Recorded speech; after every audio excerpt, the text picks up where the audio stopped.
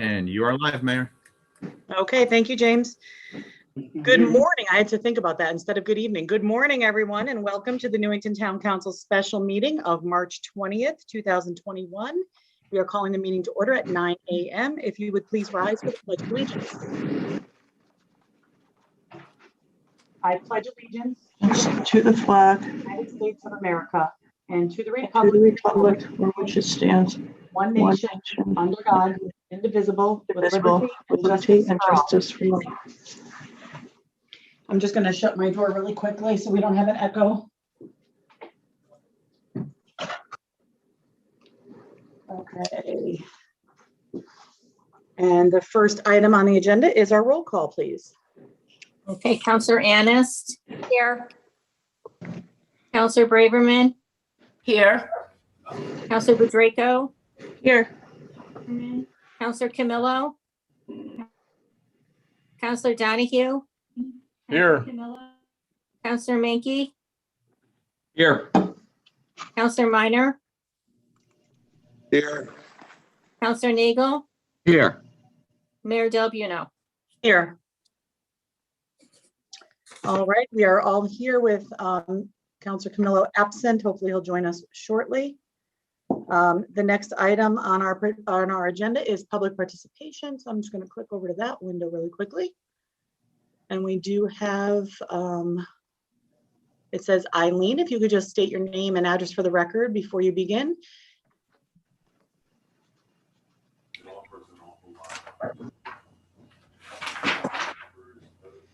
Hi. Good morning. Good morning.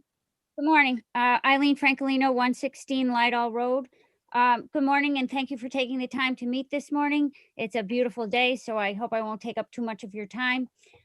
We all know that budget season is a difficult time of the year, but on a happier note, tax receipts are higher than expected, so hopefully things will go smoothly. I'm here today to offer a gentle reminder about the unique nature of the Parks and Recreation Department. On the very first day of the budget year, the department starts with roughly a $230,000 deficit. This is because the department has to raise money to pay for the salaries of several full-time employees. This is not expected from any other department in town, just Parks and Recreation. For example, when the department secretary decided to take a position within the town in a different department, her position was not filled. So we all know that a department needs a secretary, so that leaves the department with no other choice than to raise the money themselves to pay for the position. I don't understand why the position wasn't filled. Clearly, a secretary is needed. And my opinion is that this is not where the department funds should be going. In an effort to help the town rise up from the COVID crisis, we need a strong and vital department who plans and carries out activities to get people out of their houses, once vaccinated, of course, and to enjoy all that the town has to offer. This is where the department funds should be focused, not on paying the salaries of town employees. So my point is, with all of this, is please do not make any further cuts to the department budget. On an additional note, I was happy to see that funds for the lights at Clem Lemire are included in the CIP budget for the next 2 years. We're one of only a few towns around that doesn't have a lighted fields. Sports is a great outlet for families and children to bond, to get outside and to enjoy the fresh air. We've all been inside too long. It's time that we get out and enjoy our town. Thank you for your time and your efforts to help keep Newington a strong community, and good luck and make wise choices. Thank you. Thank you, Ms. Francolino. Have a great day. You too. Thank you. All right, I don't see any other members of the public joining us, so we will continue on with our agenda. The next For the record, Mayor, Yes. Councilor Camillo joined us at 9:04. Great, thank you, James. Welcome, Councilor Camillo. All right. Good morning. We will continue on with our agenda. The next item is remarks by councilors on public participation. Let me click back over to my other window, see if anybody raises their hand. Seeing none, I will just make one quick comment. In terms of Parks and Recreation, Ms. Francolino mentioned that they're the only department that is expected to raise funds like that, but they are additionally the only department under the town side that has a source of revenue, the surplus account that the Parks, I don't know, I'm probably not using the right term, the Parks and Rec Enterprise Fund, that they are able to draw upon like that and have revenue that they have access to. So they're unique in many ways. And so I just wanted to clarify that they don't draw on money the same way from the town budget. They have another accessibility to funds. And we'll talk about that as we go through the budget process.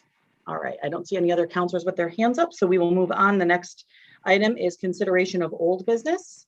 And the first item is motion, do I have the correct agenda? Yes, motion to rescind ordinance introduction, public school CIP fund. Mr. Chapman, do you want to explain for us? Oh, you're muted, Mr. Chapman.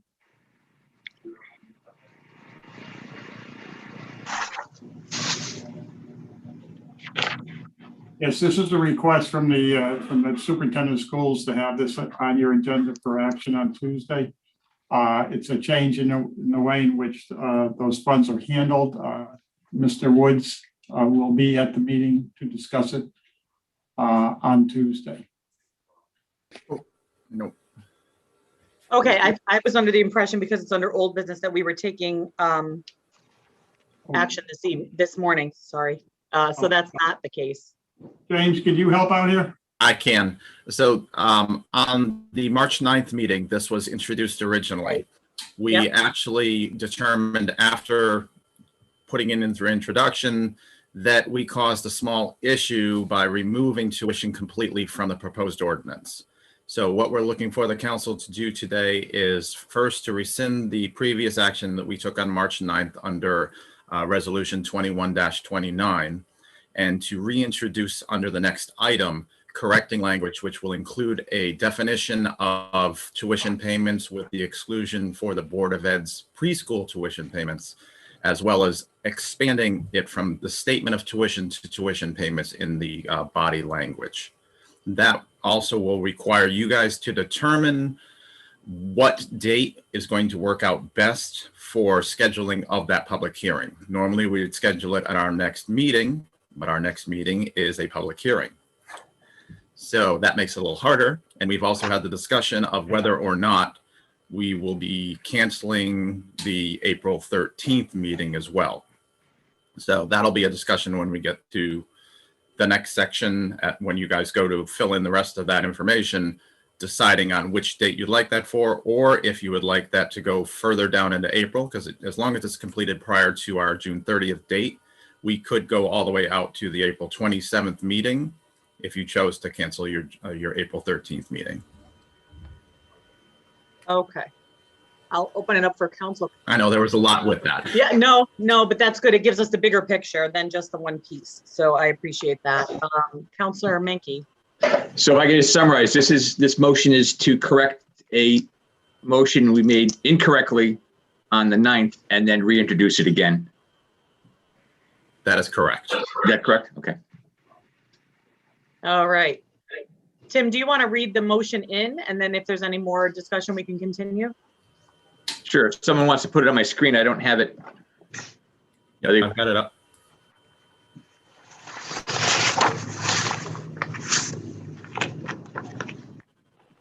Resolved, the Newington Town Council hereby rescinds resolution number 2021-29, introduction and scheduling of public hearing, chapter 48, public school CIP reserve fund ordinance amendment dated March 9th, 2021.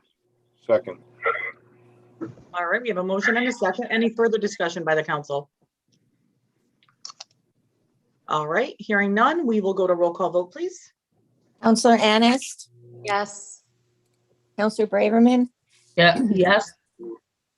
Counselor Budraco, Yes. Counselor Camillo, Yes. Counselor Donahue, Yes. Counselor Menke, Yes. Counselor Minor, Yes. Counselor Nagel, Yes. Mayor Del Buono. Yes, 9-0. thank you, Susan. You're welcome. All right, so now we are moving on to resetting a new public hearing date based on the new information that we have. So Let me just turn my page. I apologize. It's hard to manage the computer as well as the paper packet. All right, so we do have the resolution in the packet. We just have to decide what date we want to put the public hearing on. So I'll open it for discussion. James, your recommendation is that we put it on which date would you recommend? Well, if we choose to cancel that April 13th meeting, our next regular meeting would be the 27th of April. Okay. And there's no reason why we can't hold off till that point? You could do it then, or there is a possibility. I know we don't usually like to make it long, but the 20th is our adoption date for budget. We could include it under that as well, but we tend to keep that pretty clean. Okay.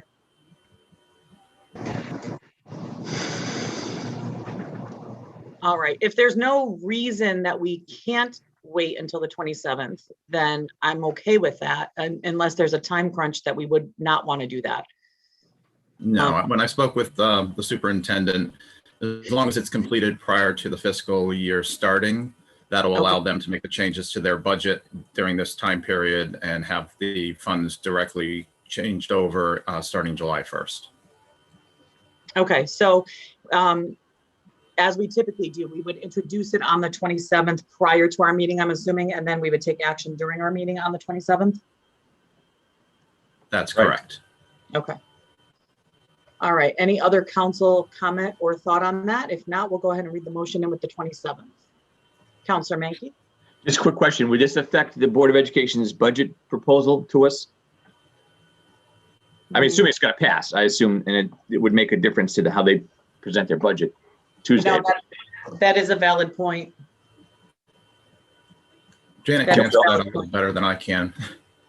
Can we all go under the understanding that this would pass or this would be approved, and therefore they could count on it, the income as part of their budget presentation on Tuesday? Yeah, right now, this is Janet, sorry. Right now in their budget, they have not reduced, I believe, for the approximately 150,000 that they said they could reduce if they got this approved. So Janet, financially, in terms of our budget, this should probably be done before we pass ours on the 20th. It probably would make it cleaner, yes. So then if we're looking at that, do we want to add it to the 20th, or should we do a special meeting prior to that just for this item?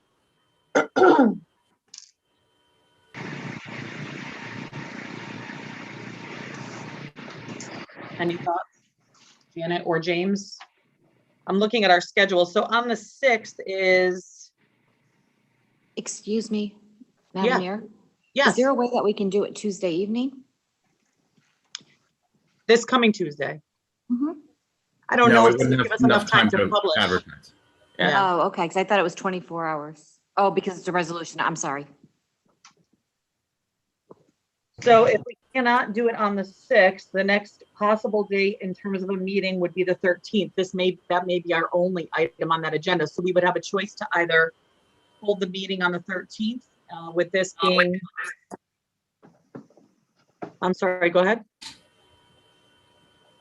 Okay, sorry, I thought somebody had something.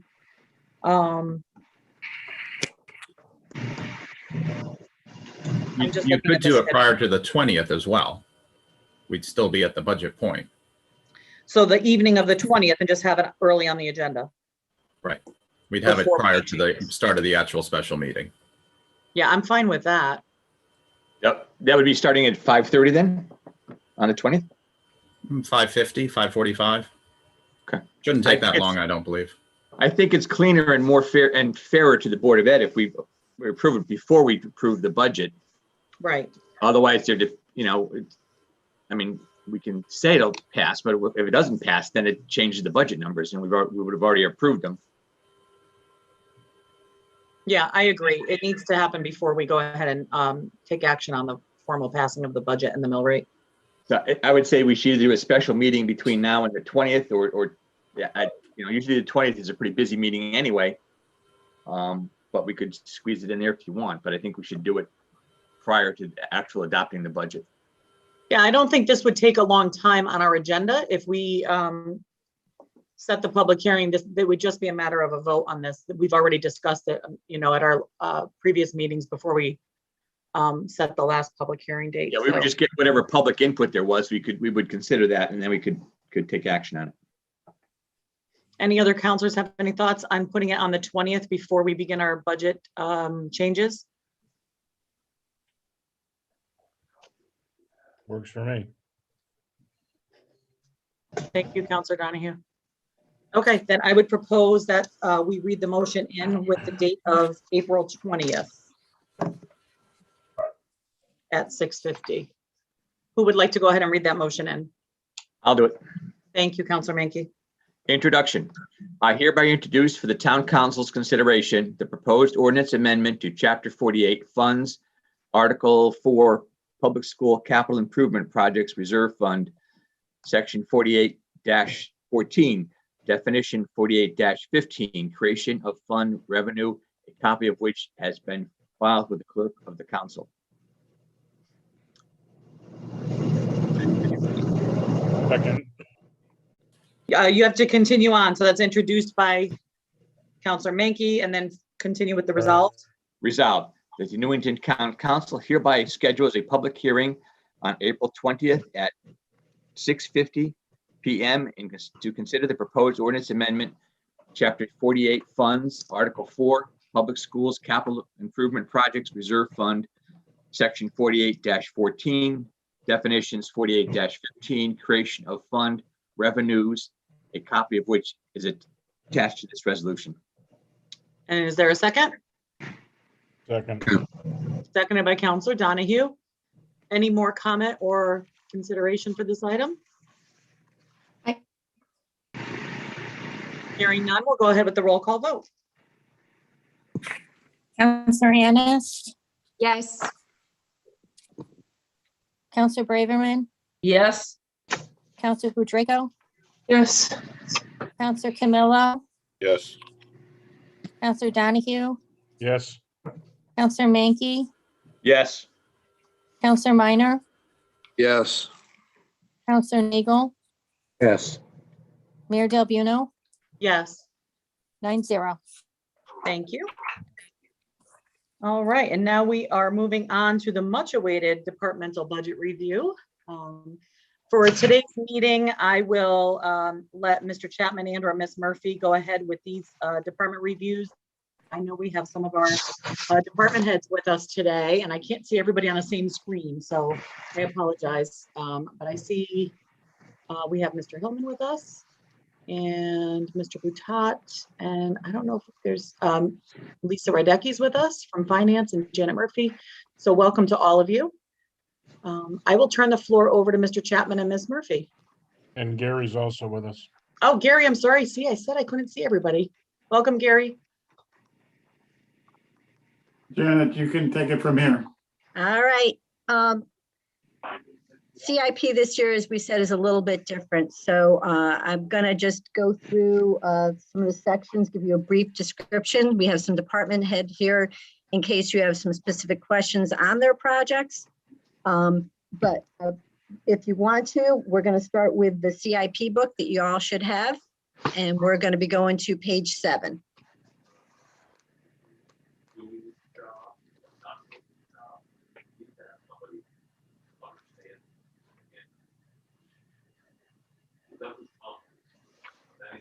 Let you all get there for a second before I dive in.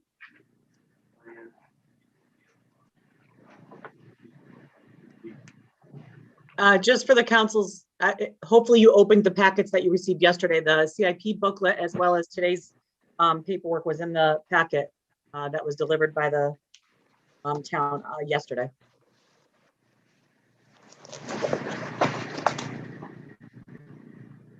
All right, you can go ahead, Janet. Okay, we're good. All right, Thank you. just to give a brief overview, just let you know, this year's proposed CIP, just the CIP, not including debt or equipment reserve, is $7 million, a little over $7 million. It's $7,037,676. This is a $4,749,472 increase from the current year. It's a huge increase. These include the information that we received from Owens, our first analysis of it. And you will note when you look at the CIP book compared to what you have in your budget book, that we did make a few slight changes, nothing to the dollar amounts. But we did take, instead of listing each individual roof, we included the roofs just saying roofs in total under one budget line, kind of like we do roads. That way it can be a rolling one and we don't have to set up a new account for every roof that we do. We also did the same thing for the mechanical repairs. So if you notice the specific site it was talking about, now it's just lumped under mechanical repairs. Under the park and recreation, the order of the parks for the rubber surface and the ADA compliant paths has been updated, and they've switched Beacon Park. It was Beechwood and now it's Beacon. So you're going to see that a little different, same dollar amount. And also under the park and recs, you'll notice when we get to it, the Badger Park Little League baseball field renovations, we're actually going to be completing it this year. So we put in the next field that needs to be renovated, which is the Newington High School girls softball field. So as I said, those are just some quick changes. Dollar amounts did not change. It's just the titles that you're seeing. So I wanted to make sure that you were all aware when you went through. As we go through these, any questions, please ask. I'm going to go through like an area at a time. I'm going to start with general government, just give you a brief description of what the projects are for. Before we go on to the next section, if you have any questions, I'll try to answer them. Oh. Go ahead, Gail. Yeah, I know it's explained further on, but maybe I should wait till then to ask. But under town building sidewalk replacement and repair, there's like, it says nothing for 20. Why don't we wait till we get to that section? I'm going to take it a section at a time. So Okay. Let's start with general government. And when we get to that one, I've got Gary on to address questions on that one. Okay, thank you. Yeah, no problem. We'll start with the general government, the page 7. The first amount for 2021-22 proposed is $25,000 for the revow. We build up the balance preparing for the next revow. The one under that is information technology reserve for $450. I will say we left it in here. There's been discussion whether IT belongs in here or not. I'm going to propose to keep us on the same wavelength as we did IT, that I do set up a separate fund. So the funding will be here, but we will transfer it over out of the CIP afterwards to put it in a separate fund. So there's no question regarding whether it belongs in CIP or not.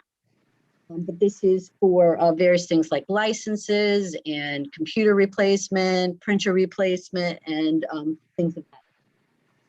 The So next, Janet, basically you're saying the same thing that we have said about the Board of Ed laptops, that they don't really belong here. correct, Okay. correct. So probably at one of your next meetings, I'm going to be introducing a new fund. I just need to include it in the budget for right now in a place where the funding is available, and we can look to move that as we go forward. The next one is the radio lease. This is at $575,000. I'm going to let Paul go into questions on that one. The town beautification project for $25,000, which I think you guys have been discussing.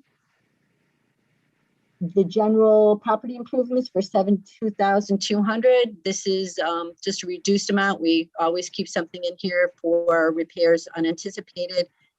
This is just a reduction from the $90,000 that we used to be funded. Janet, Yes.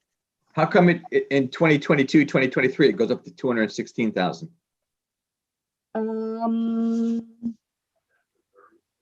Geez, I'm gonna ask Gary on that one.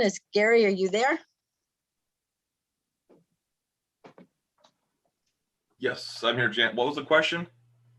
I noticed on the, if you carry it out to 2022, 2023, it's $216,400. Under general property improvements. Under, yeah.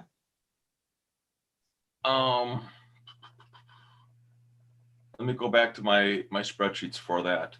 But Jan, this is not town sidewalks, is it, Janet? No, this is a general property improvement. So when we were putting together, we were trying to keep I'm trying to remember here, we're trying to keep a consistent amount in here for facilities for every year. Yeah, but it's not. And then the year after that, No, it's no, back I to mean, zero. I mean in total, Tim. Yeah, So if okay. you add up the amount for the roofs and the mechanical and everything like that, we were trying to keep it so it doesn't fluctuate. So I believe we didn't have anything as much planned for next year. And I think that's where you put the difference. Correct Yes. me if So I'm wrong, Gary. the total line item at the bottom of the page stays the same every year out. Yes, Correct. Yeah. yes, So correct. Janet, this was our unassigned amount. Yes. And that's why it fluctuates. Some years it might be 50,000, 100,000. Other years it might be zero. And the idea was and that was not it was for unassigned tasks as was our approach. And this is sort of like for work that the facility staff can do in-house. Say they need to buy, $3,000 of materials for this task, and that would allow them to do that. This is not work that we would hire a contractor to do. This is work for the in-house to supply materials for the facility staff to do. So if you notice, The remainder, whatever was left over, what kind of went into that fund to maintain a consistent funding level. so if you look at the total for all 5 years, it's saying 585,800. It Right. kind of evens out to a little over 100,000 a year, which is what we used to be before when we were in the old building. Correct. But it's assigning tasks each year, and if there's not enough to go in there that year for a task we want to do, it's put in the year before. So it's kind of trying to smooth it out, but still leaving funds available to be able to handle it. But then wouldn't it be better to put 100,000 across the board? No, well, as I said, we're trying to keep the amount consistent every year. So if you look at the bottom total is always the same. So we're trying to keep from the fluctuations. So if one department needs more in a year, you're going to see less in that line item. And then the next year you might see more in that line item in an effort to keep the total at the bottom, the total general government at that 3,075,000. Correct. Okay. Deputy Mayor, you all set, Tim, I guess, yeah. for now? Deputy Mayor Bedrejko. No, I don't have anything. Oh, okay. you're good. I guess my hand wasn't taken down or whatever. Okay. Counselor Minor? Thank you, Madam Mayor. Janet, question for you. With these projects or, dollars spent, does it make more sense to put them into the operating budget of the department as an overall? No, Versus having it in CIP? Because now No. you're going to get into the No, CIP issue of length of time versus dollar value, no? no. The problem is if you put in operational, if the project's not done at the end of the year, the money's gone. Right, but this is not a project per se. It's the dollar value of cumulative projects. Am I misunderstanding it or no? For which one? General, are you just talking general property? General improvement? property improvements, correct. It could span 2 years depending on what they're doing. If you have to do like the HVAC at an area that comes up that we don't have planned to be replaced or something like that, that could span 2 years. And putting Okay. it in the operational, you just run the risk of that money not being available the next year. Okay. And there's no detail to any of these dollar values. They're all to be determined, correct? Correct, they are. They're Okay. kind of, It would be based on the Owens reports, so the Owens studies. Also in the Owens studies too, they've identified, large projects, but there's also a number of what they call just task orders, small projects. And that's where this comes into funding those task orders also. And again, like I say, those task orders would probably be performed by our in-house staff versus a contractor. Okay. And as far as these tasks, they're not prioritized. It's just a matter of determining the best fit for what is up next. Am I correct on that? That's a fair statement. Yeah. Okay. All right. And just one more thing quick, and this would be to Paul. On the radio system lease, have we identified anything with finality in terms of direction on how to proceed with this, or are we still working through all that? Council Minus, Paul Boutot. Yes, we're currently working on that right now. We have a video conference scheduled with the state, our second one, to assign an individual from staff here to work with the state to formally get a bottom line price from Motorola and the state regarding the Connecticut Land Mobile Radio Network. We also have a proposal on the floor that was provided to us by Marcus Communications. We had a lot of outstanding questions that we had posed to them. They responded. The chiefs got that response yesterday, and I'm waiting for feedback and to schedule another meeting with the chiefs from fire, EMS, and police to go over that particular document and to see if they have any more questions. So at this point, we are trying to work both projects to see which solution would fit the town's needs the best. Okay, thank you. You're welcome. And while I just had the mic for a moment, I had raised my hand to follow up with Gary regarding the 250 line item that you see kind of tracking there. There are a lot of items in the Owens report that require us to hire outside vendors. So one of the things that we also identified, and there are a lot of work that our staff on facilities, electrical panel upgrades or swap outs. So we identified making a line item in order to have town staff be able to address items in the Owen report in order to bring the buildings up. So it's in concert with utilizing either outside vendors or where we can use staff. So we needed to identify a line item that we can pull from to do tasks by town employees. Thank you, Paul. Any other comments before we move on? Okay, we'll continue on. The next one is the town building roof replacement and repairs. This is per the Owens report. It's $1,836,000. That's to start the funding for, I believe, unless the order changes, I can ask Gary on that one, the Newington High School roof and the EMS roof in the next year. That's correct, Janet. Yes. Yep. Yes. Okay, good. The town building mechanical system for the Owen report. Once again, we lump these all together and it's $91,800. And on the schedule, I believe for next year is to do some work at the Firehouse 4 building that they identified having issues in. Yes, that's correct. Okay. And that is the total proposed for next year under general government. Any other questions before we move off that page? Go ahead, Councilor Minor, and then I think Councilor Menke was raising his hand as well. Sorry. Thank you, Madam Mayor. Just a quick question on that was, first off, the way that Owens had presented was specific projects with specific dollar values. Now, the Board of Ed utilizes a similar line item within their CIP for, district-wide roof replacements or what have you.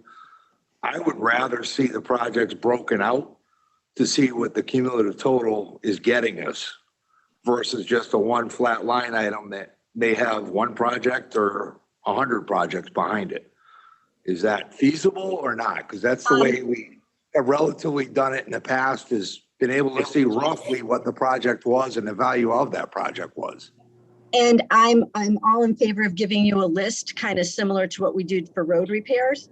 But here's my concern with this is that if we put it in just all these separate lines, say you have money left over from one and you want to start the next one, I can't do that timing wise until January. Then I've got to go to you guys and get the transfer done. This would allow us to keep working on the roofs as they come up, but still give you the detail of which projects we're working on. Okay, because my only concern is we run over on one and the next thing you know, we thought we were going to do 4 and now we can only afford to do 2. and not understand how we got there. And- That's my concern. And I think, and I agree with you that you need to see the detail, and I want to supply it kind of similar to what we do for the roads, if that would meet you being able to see what we're kind of projecting for each project. Okay. If I may comment at this point, I just want to point out that, the Owens report is still not in its final form at this point. Unfortunately, timing wise, the study has taken much longer than we anticipated. We still are receiving information, and we need to prioritize based upon certain elements, such as you have some of the buildings that are going to need significant work that you need to decide if you want to continue to operate those buildings. Or would it be better to mothball them or to dispose of them? But it's not at the point where we can identify for certainty which buildings we would be doing first and how long it will take to do those buildings. And keep in mind, the Owens report was a visual report. If we get into a particular building and we do a roof, we'll say, and we rip the roof off and find additional work that has to be done, we need to be able to do that work. So at this stage of the game, we're trying to not be specific on what we're going to get done, but rather back into it based upon the funding that we have. And as the projects proceed one after another or multiple at the same time, we're not going to run into a situation where we find that we have to spend hundreds of thousands of dollars that are now not available. So, we're going to try to, we'll play catch up, but we have to do it with some flexibility and understanding that we don't have defined costs. We have estimates. We only know from a visual what we have for conditions with these buildings. And I think it's premature to we'll say, identify and solidify what it is we're going to be doing at this stage of the game until we get further into this and understand exactly what Owens has presented.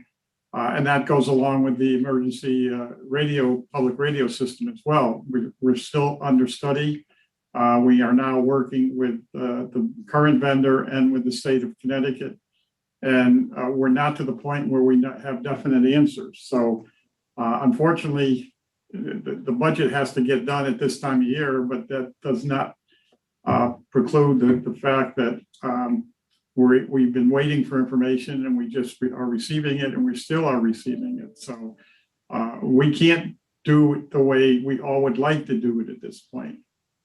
So we need the flexibility, and that's why Gary designed this to have funding levels that are pretty consistent overall for all of the functions to afford us the flexibility to do what's necessary as we discover.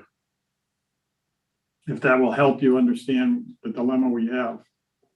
No, I certainly understand the position you're in terms of not having truly vetted estimates beyond what was presented by Owens. And Owens, just by their contract, was visual inspections with limited, intrusion into everything to find out the conditions. But my only concern, and again, it's not necessarily anything we have to deal with within the CIP plan as it's presented here. But I guess what I'm getting at is, obviously these numbers were derived from a spreadsheet. And that spreadsheet included all of these projects based on the estimates as they were presented. I would rather have some type of a guideline as to what the intended expenses were, and not necessarily to landlock you to $1,000 for this project and $10,000 for that project. I'm not, proposing to be that granular, but I would like to see the backbone of how we came to these numbers, because these are large numbers.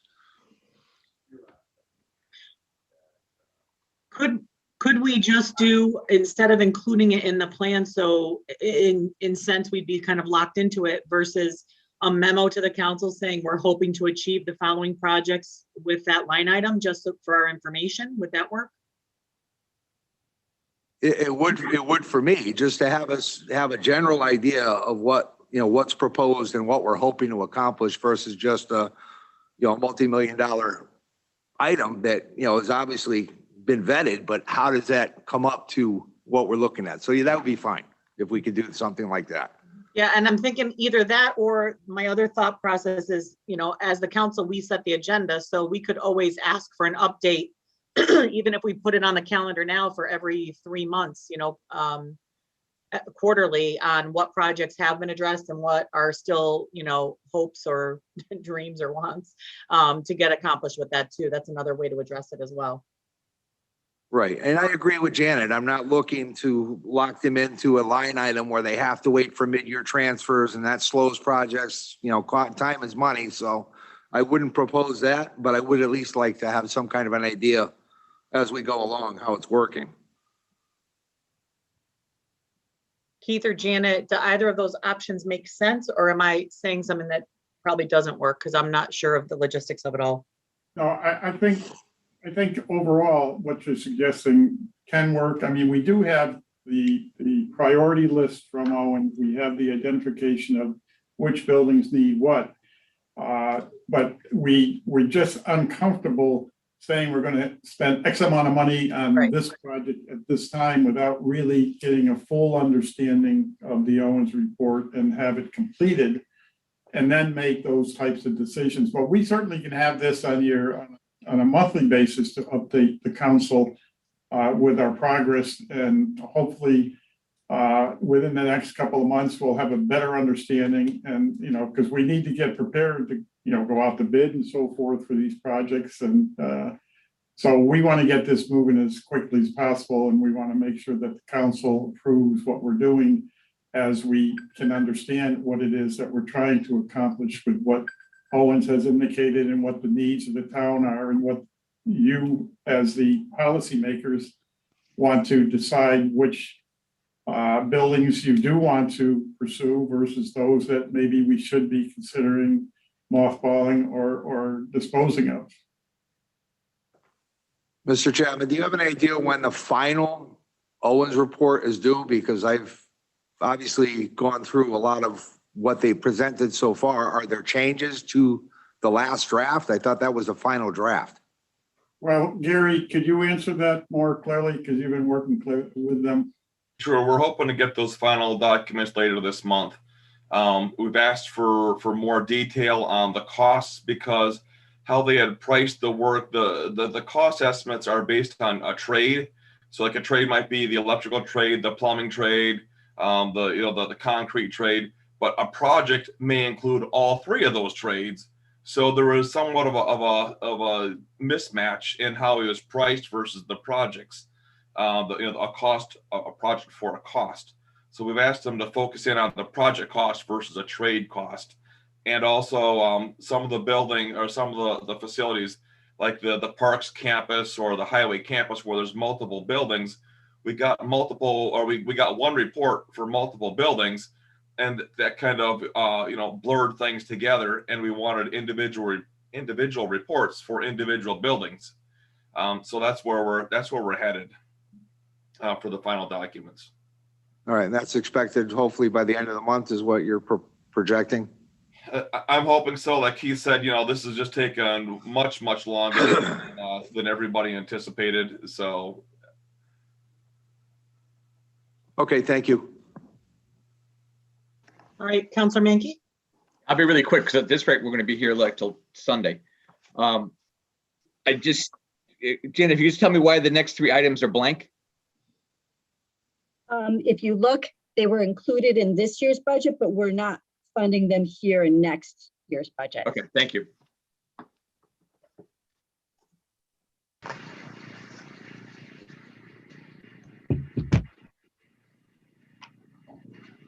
All right, I don't see any other hands up, so we'll continue on.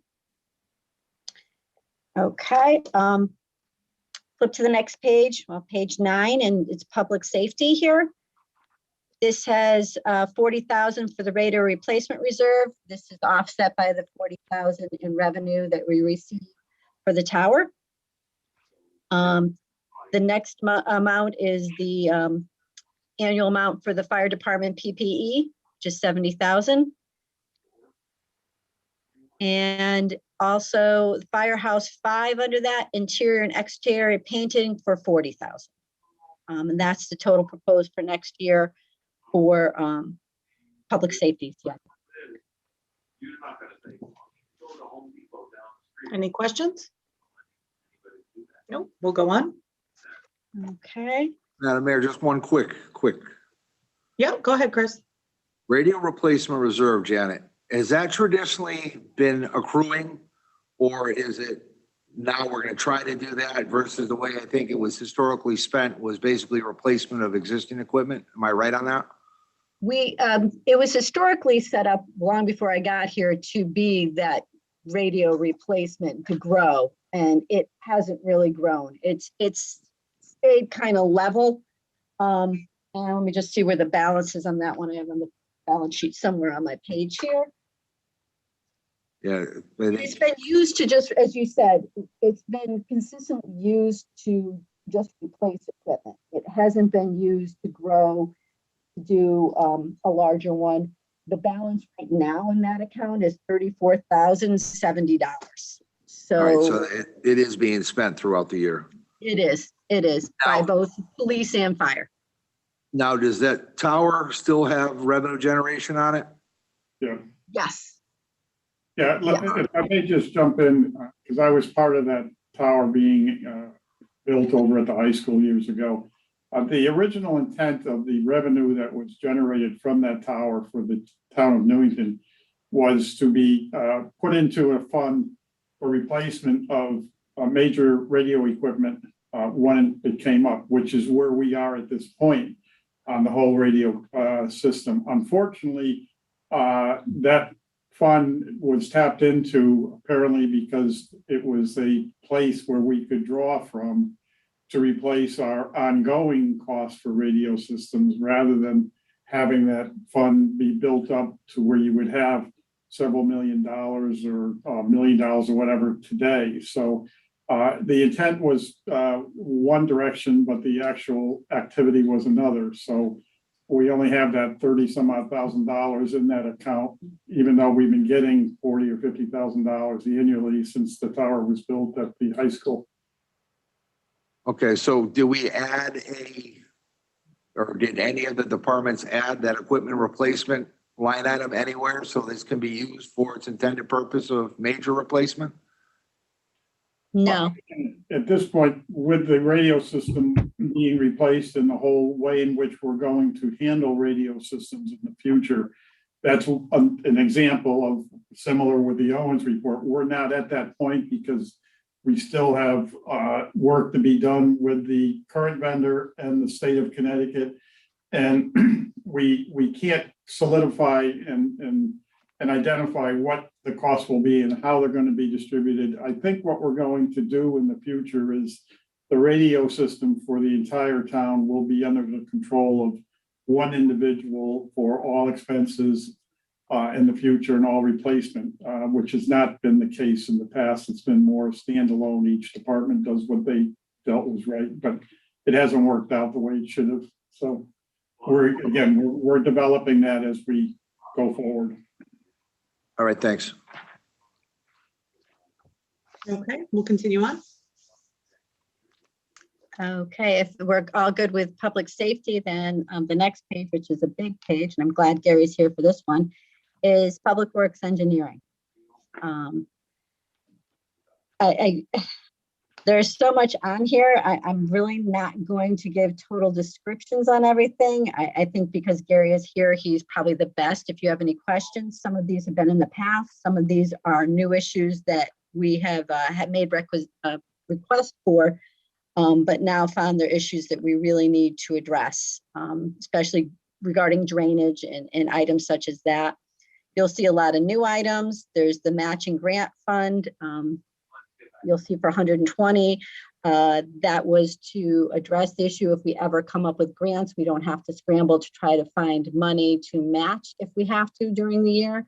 I think as budgets become a little tighter, we're not going to be able to find transfers to scrape to do that. And you wouldn't want to have to turn away money free money for grants to be able to do some of our projects. I'm going to open the floor on this one because I said there's a lot on here. Any questions about any specific one that hopefully Gary or I can field? Counselors, you all know too, on the prior page, there is a small description of each item, just, Yes. to help us understand also. So I'm looking to see if there are any hands up at this point, and I don't see any. Counselor Minor. Sorry, I'm not trying to drain this real quick. There's a couple projects that I don't see listed, and I wasn't sure if they were matching funds. The Garfield Complete Streets from a couple years ago that was pushed back until completion of the Town Hall project is one. And then the other one was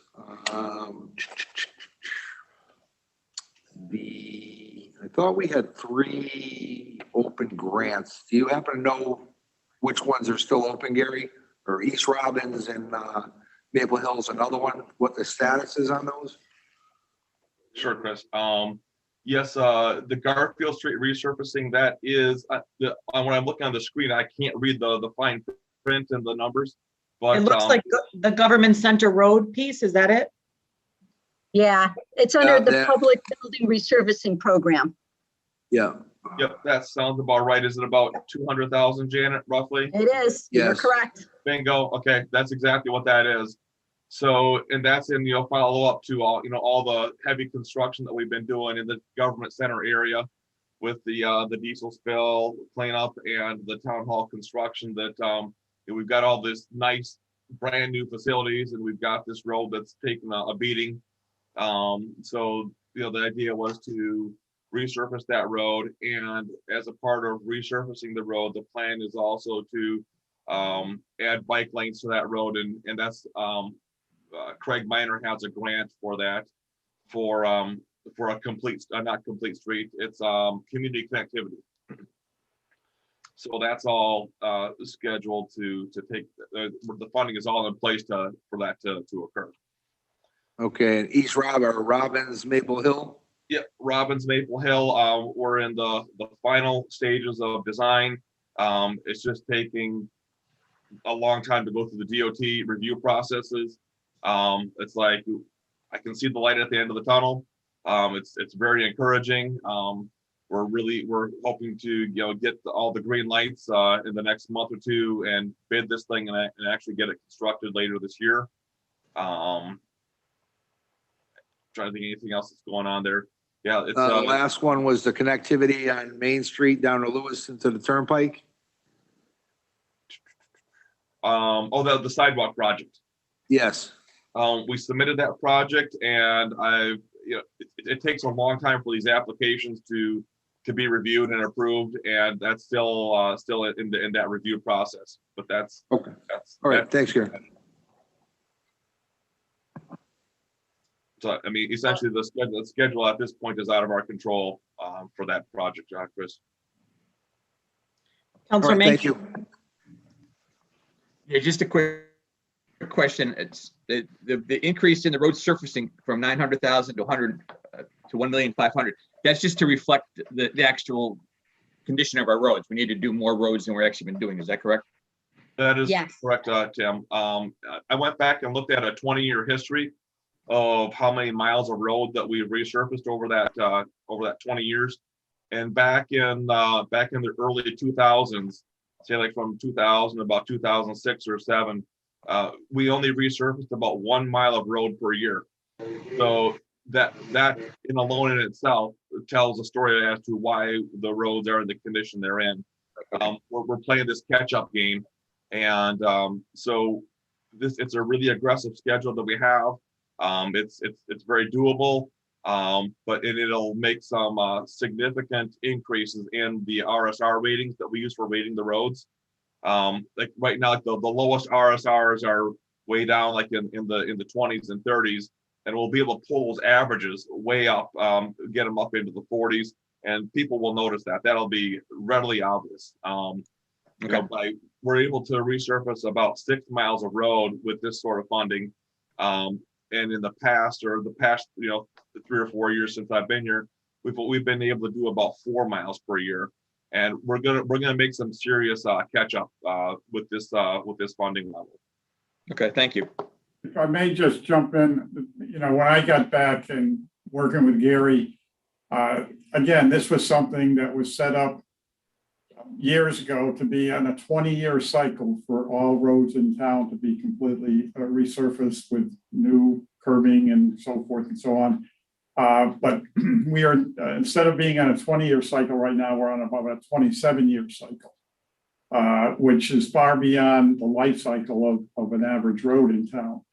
But this correlates well with what we're going to try to do with all of the buildings as well. We need to put all of our infrastructure on a time basis rather than catch as catch can. And if we get everything set up where we know we're going to replace a roof every 50 years, or we know we're going to replace windows every 40 years, whatever it may be, as well as with the roads, as well as with the radios, all of this stuff should be timed out based upon life expectancy. Our motor vehicle fleet the same way.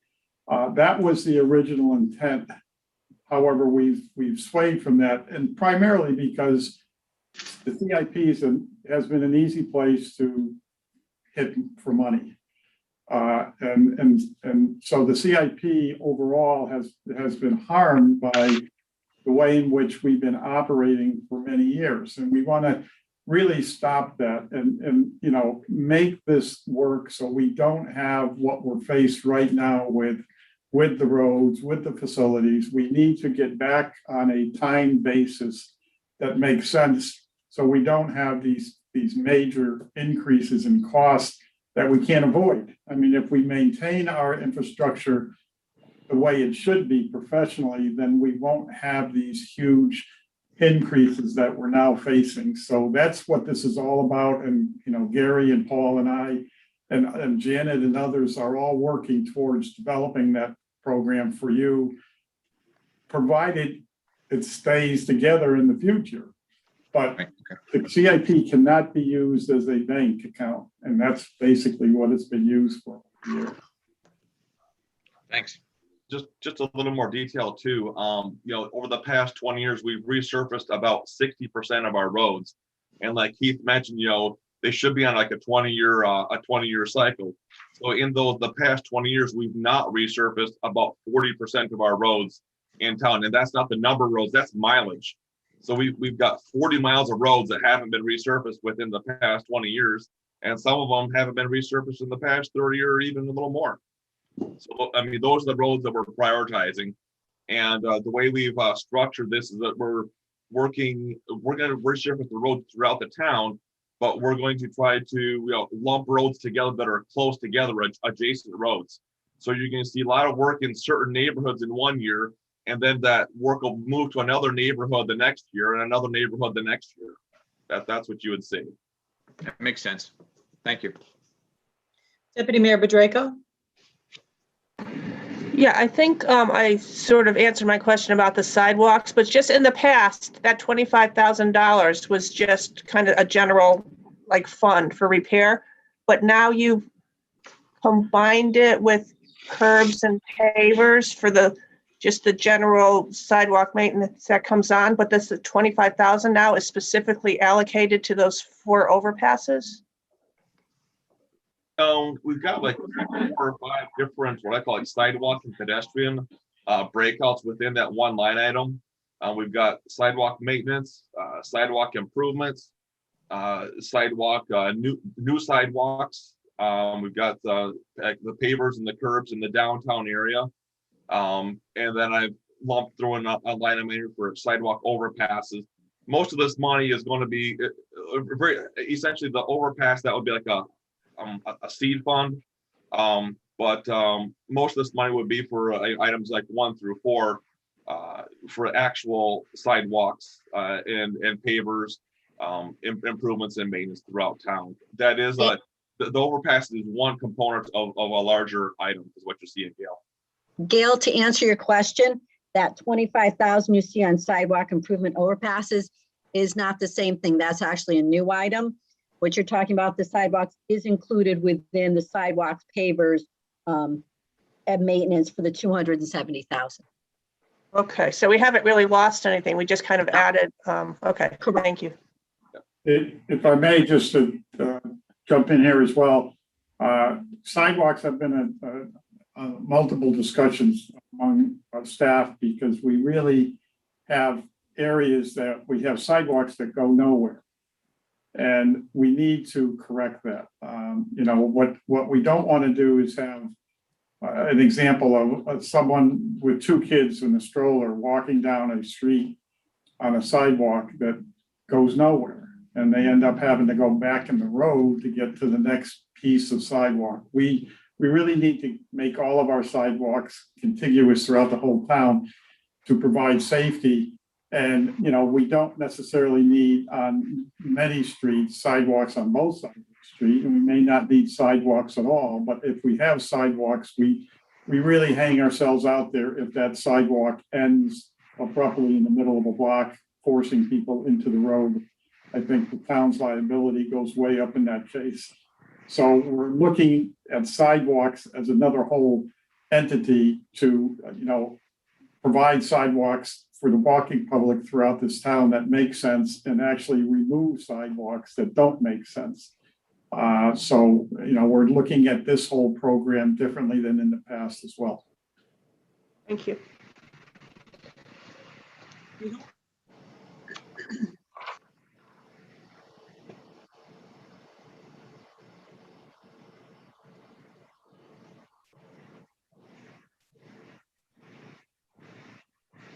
Bennett, muted.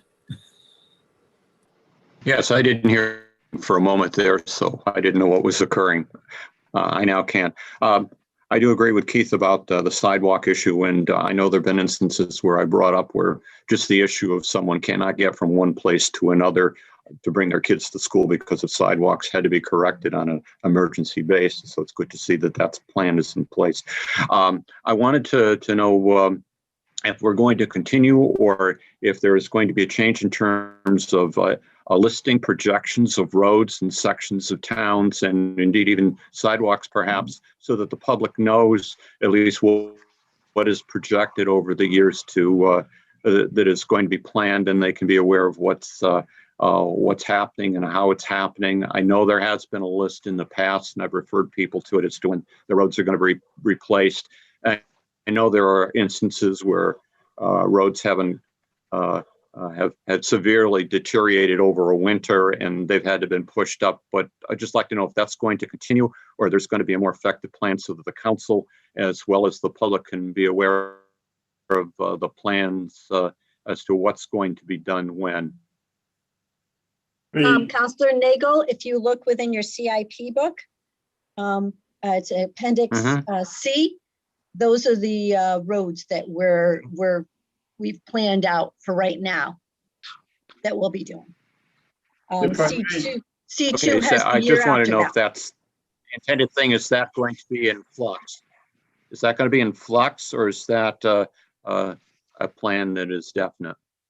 If I may, just to give you my perspective on this, just as I indicated earlier, when we get to a 20-year cycle on all of our roads, just as we're going to have on our equipment replacement for fleet, you should be able to have a list that you can go to. And barring any emergency that we have a earthquake or something that changes it. The goal here is that if we're on a 20-year cycle for the roads, that every road we own will be included in that 20-year cycle, and we can actually show when those roads are going to be done 20 years ahead of time. So what the goal here is if we do your street this year, we don't want to go back there for 20 years. And we should be able to, if the funding is available and it remains available, we should be able to project out a whole 20-year cycle for all 104 miles of road in town. And that way, any resident will know what year their street's going to get repaved. And that's the goal that we want to get to and achieve, because it makes so much sense. And then everybody has the same expectations, and we're not changing the priorities around based upon the squeaky wheel getting the grease. It's strictly what is in the best interest of the town overall. And we know that a 20-year cycle for road replacement makes sense. Now, a sidewalk may be 40 years before it gets replaced. But again, Gary will work that out. But again, all of this information should, as we go forward, be available for the long term. So everybody will know exactly what's going to happen now and in the future. And then if you go out 20 years and we do your road this year, we do it 20 years from now, in 40 more years, we're going to do it again, and in 60 more years and 80 more years. So it's just continuous if we stick to the plan. The key is sticking to the plan. Is there confidence that the money will be there if we stick to the plan? If you stick to the plan, you're going to find you're going to save money in the long run, and you're going to have an infrastructure that's going to be the best in the state of Connecticut. Okay, thank you. And also, we did include like a 2 or 3% inflation over that 20-year period too, for the funding. Yep. I think you should see that it does bump up a little bit each year here. I also just want to flag one thing too, is that obviously a major part of the road resurfacing is that we use petroleum products, and petroleum products are subject to lots of market pressures out there that are out of our control. We watch that very closely, especially during the paving season. I mean, we watch the price of oil when it comes in down at the New Haven Harbor almost on a weekly basis to make sure that that we're still within budget. And if we need to add roads, we can. If we see that we can pull a road from year 2 into year 1, we'll do it. Otherwise we might also be in the same situation if the prices go up that we have to push roads back. But we hope that doesn't happen. Obviously, we've got we're pretty confident with these numbers in these budgets. Thank you, Gary.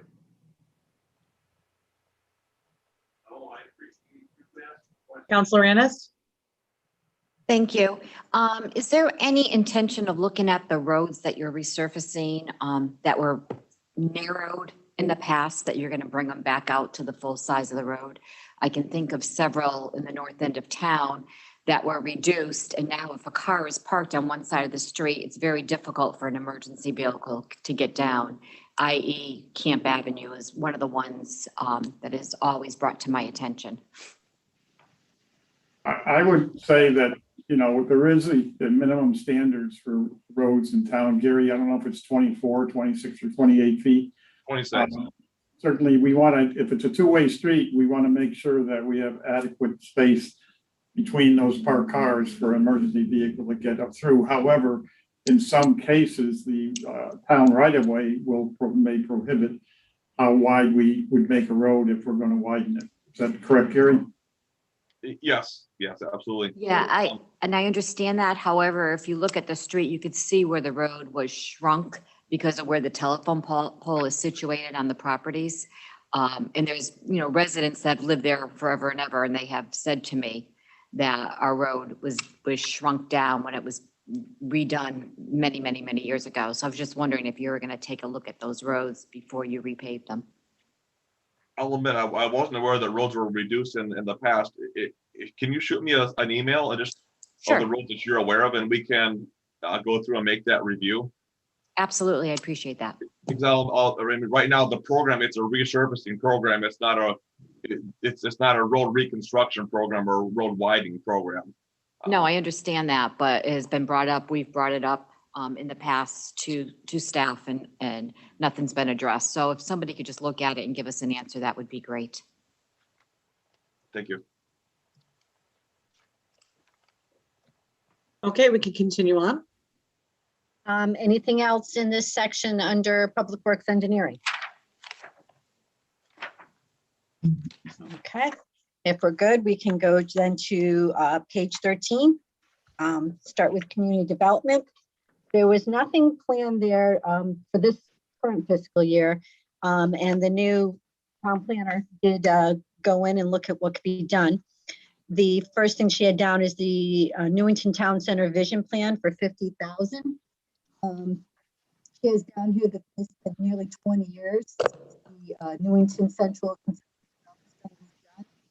and the 2000 Newington Town Center Design Guidelines. Construction has occurred in the town center over the past 2 decades. Much as Are you having difficulty hearing Janet? I'm having difficulty right now. Yes. Oh, I'm sorry. No, it was weird. You just all of a sudden got very muffled. Oh, sorry. Sorry, is it better now? Yes, go ahead. Sorry about that. I've never heard anybody say they couldn't hear this loud voice. I'm just giving you a description of the town planner had for the 50,000 for the Newington Town Vision Plan. She says it's been nearly 20 years since the Newington Center Conceptual Development Study was done. And the 2000 Newington Town Center Design Guidelines. No new construction has occurred in the town center over the past 2 decades, but much has changed in the retail and service worlds. It is time to revisit these documents to make sure that they are not impeding economic development in the town center and still reflect what the town residents want. In the past, also noted that we have been able to get some grants for these, but grants have died up for this kind of work at this time. And that's her reason for the request for the 50,000 for that. Her next request was a comprehensive revision of the town zoning regulations. This is being spread, the work is being spread over 3 fiscal years. It's a very detailed, huge project to do. That was all from the community development, the town planner request. I don't know if you want to ask questions on that and then move on to the next. Yeah, Gail. Regarding the comprehensive, review of zoning and even the town vision. Well,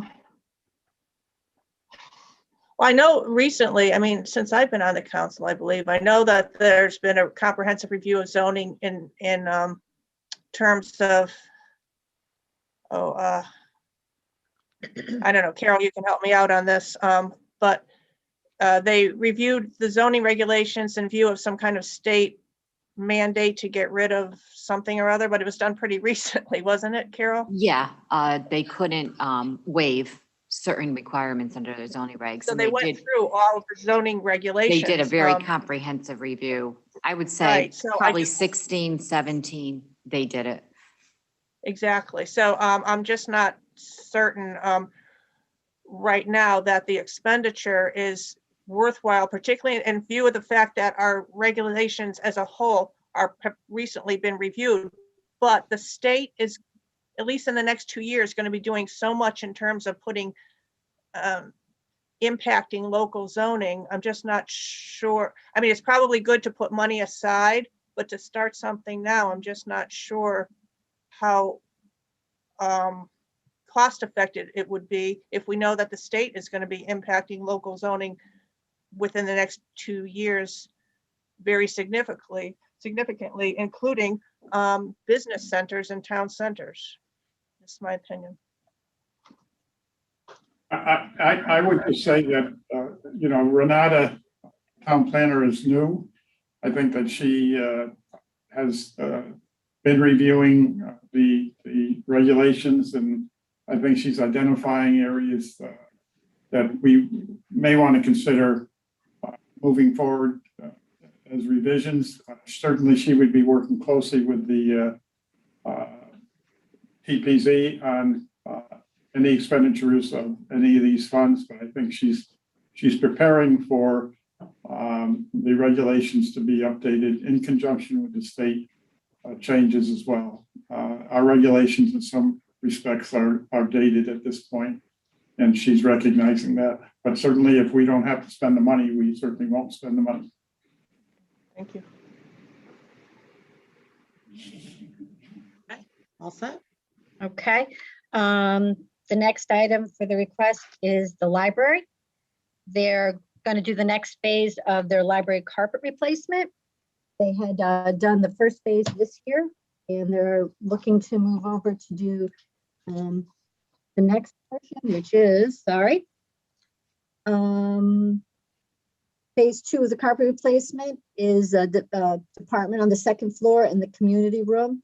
It was completed in 2020, and phase 2 is replacement of the carpet on the first floor of the library, including staff areas, excluding the quiet study area and magazine room, And the cost for the phase 2, as I said, is the 72,070. Okay. All right. The next big area is Park and Rec. Some of these are familiar. We usually get them every year. There's the park, pool and field improvements. That's 200,000. Within that one, they do a lot of repairs to the pools, to different equipment in the parks. It's used for those items. The next one is the town parks ADA compliant pathways, walkways, and parking for 50,000.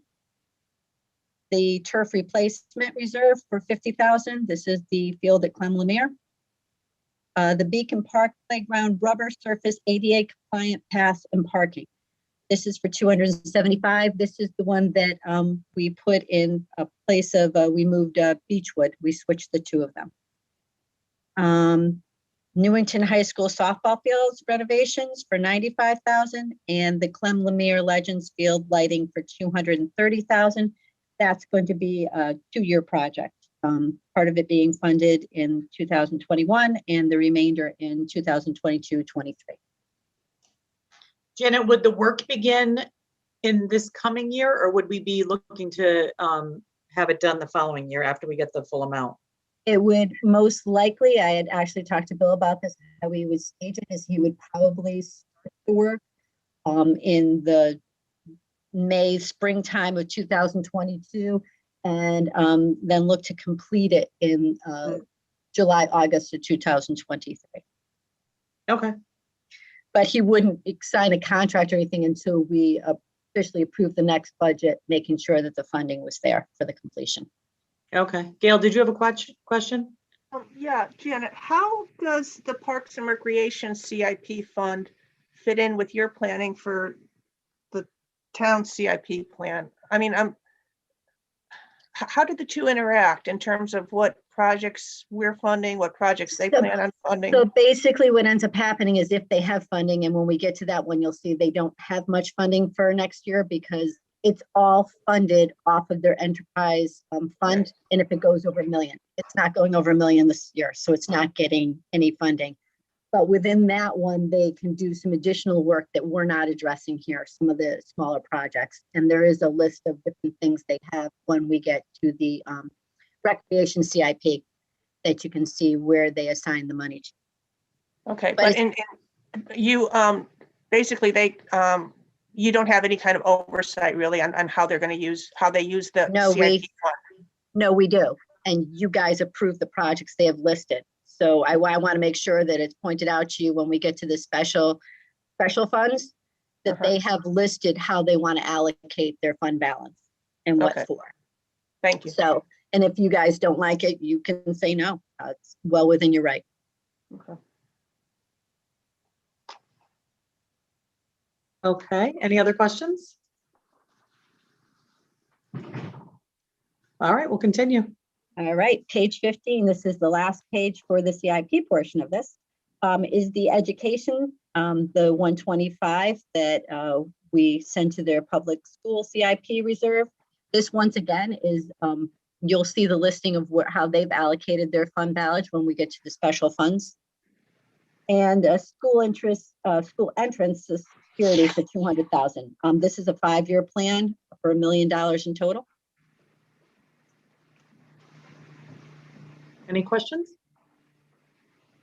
I think we're good. Okay, and under here now we're going to start talking about the equipment reserve. There's just the totals here, details are in the back. The equipment reserve is taking a huge jump. You're seeing it go up from 640,000 to almost 1.8 million with the leasing included. This is due to the fact that we moved over, if you guys remember when we went over the police department, we moved over the police vehicles, the patrol vehicles over in here. So that's a total of about 179,625 a year. The school buses are over here for 492,000 now. That makes up a large majority of an increase. If you look in the back of the book, you'll also notice that we do not have the schedule of the school buses yet. I am waiting to get those from the Board of Ed, and that will be included in the back, just like all the other vehicles and equipment that we have listed out. And we did have to do, as I know Keith's mentioned before, some updating between the highway, especially highway and parks and grounds, to replace some older vehicles that just weren't on the replacement list. So all that combined is how we're getting to this total. To make you aware too, we do have the start of the lease payments for the new fire truck is included in here.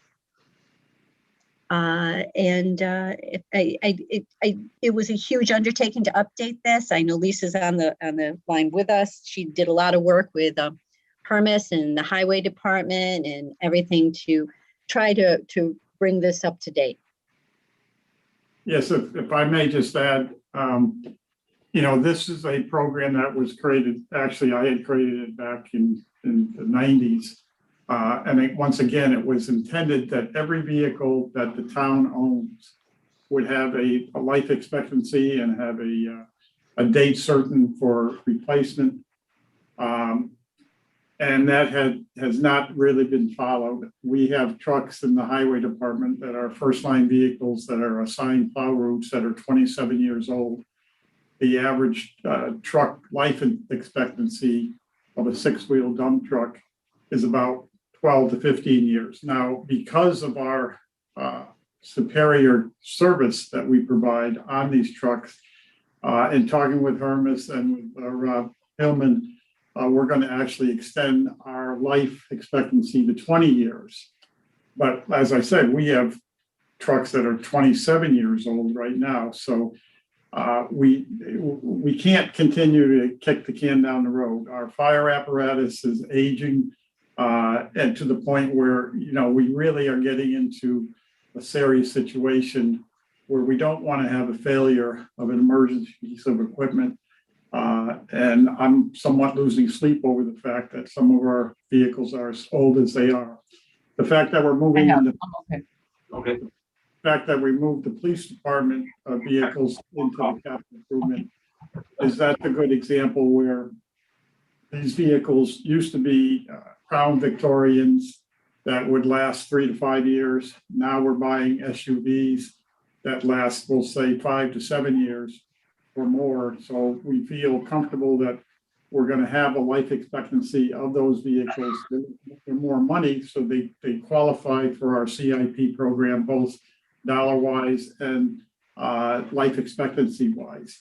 So we're going to be making a lot of changes within the capital improvement, including I would recommend that all the buses that the town owns be included and identified within the equipment reserve program. Since I've been here, buying of buses has been kind of a knee-jerk reaction.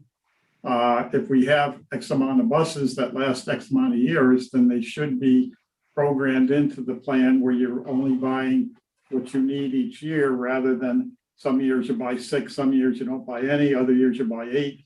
It doesn't make any sense. We want to get everything on a planned replacement and renovation program of all of the infrastructure to avoid these peaks and valleys, and to make sure our vehicles and our roads and our buildings are all up to professional standards at all times.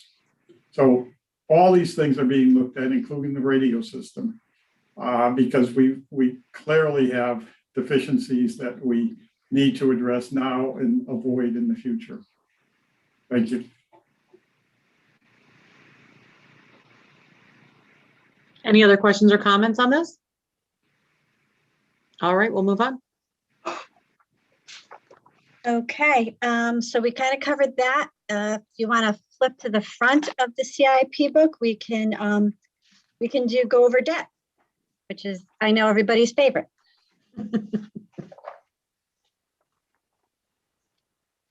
If we look at, start looking at table 2, which shows the total amount of debt that's outstanding as of June 30th, 2020 is $26,360,000. And we also have planned out up above it, you'll see the issuing. This is all showing just our current debt. So we have a couple that you see in the very beginning, the refunding of the educational facilities and the refunding of the police station. Both of those are going to drop off by 2025. You have the three town hall center ones, four, sorry, we'd split between the Board of Ed and the town. That we have a small amount that we will go out to bond for to reimburse ourselves for expenses, but we won't be able to do that until we receive the state of connection, the school construction grant, because we have to reduce the amount we can go out to bonding by the amount of the grant. So you don't want to go out to bonding for more of it. So we'll probably be rolling in the balance of that when we go out to bond for Anna Reynolds. On the next page, you'll see our kind of proposed long-term debt schedule. That includes the two bondings for Anna Reynolds and an estimate of what you will have to go to still out to bond for the town community center. Along with, you'll see a column here, this is offset. That's that premium we transferred over this past year that we're still rolling out and using to reduce our payments. And you'll also kind of notice in here, if you go across, we plateaued the amount of debt in the 2024 fiscal year, where we'll be at 4.2 million approximately in debt service that year. So that's just trying to give you an idea of where we are, where we're going. Our total debt payments scheduled for 2022 is $2,222,932. That includes, as I said, just what we've currently gone out to bond for, because we won't be going out for Anna Reynolds until May or June of 2022. So their first debt payment won't be until our next fiscal year of 22-23. Any questions regarding that? That was a great explanation. I actually followed you along that time. Sometimes I have so many questions, my head's swirling, but I'm getting it. So thank you. No problem. I would just like to add that, the debt service is funding that has to be paid annually. And if you notice, it goes up to, in 2024, around $4 million. We're currently at what, 2.5 million. Somehow that additional funding has to be developed. That's why we're working so hard on economic development in this town. Because without economic development, these costs would have to be borne by the taxpayers. And we cannot afford to raise this mill rate any further for our commercial and our residential property. So it's critically important that that's focused in on and remembered as you move forward, that money doesn't grow on trees, folks. So just understand that as you incur more debt, you incur a larger obligation of either taxpayers or some combination of taxpayers, reduced expenditures and economic growth. Yeah, I have to say I was processing that in my mind as that's about a 1.7 million increase approximate, and 1 mil right now is 2.7. So when you look at taxes, unless we find a way to offset that, that's what we're looking at is, 2/3 of a mil about. And that's so probably, just off the top of my head, that increase is probably about $50 million in economic development growth. That's what is needed to offset that increase. You've got that, right, Mr. Chapman? Pardon? You've got that covered. Oh, yeah. Sure. We haven't Councilor seen the numbers of the ground yet. So. Councilor Mankey? I would just point out that this assumes that there is no more bonding for the next 20 years, right? This only includes what you've already approved at referendum to go out to bonding. You will notice on the bottom, there's possible bonding projects out there in alphabetical order that are still sitting there waiting. So as you're correct, this is only reflecting what we've approved for projects. Thanks. Yeah, good point, Counselor Menke. Any other questions or comments? All right, we can continue. Thank you, Janet. No problem. We're going to flip back to the budget book now because we're kind of done with the CIP book. We're going to be going to page 9. Well, actually, we'll start on page 11, which is we're going to go just briefly review the revenues. Okay.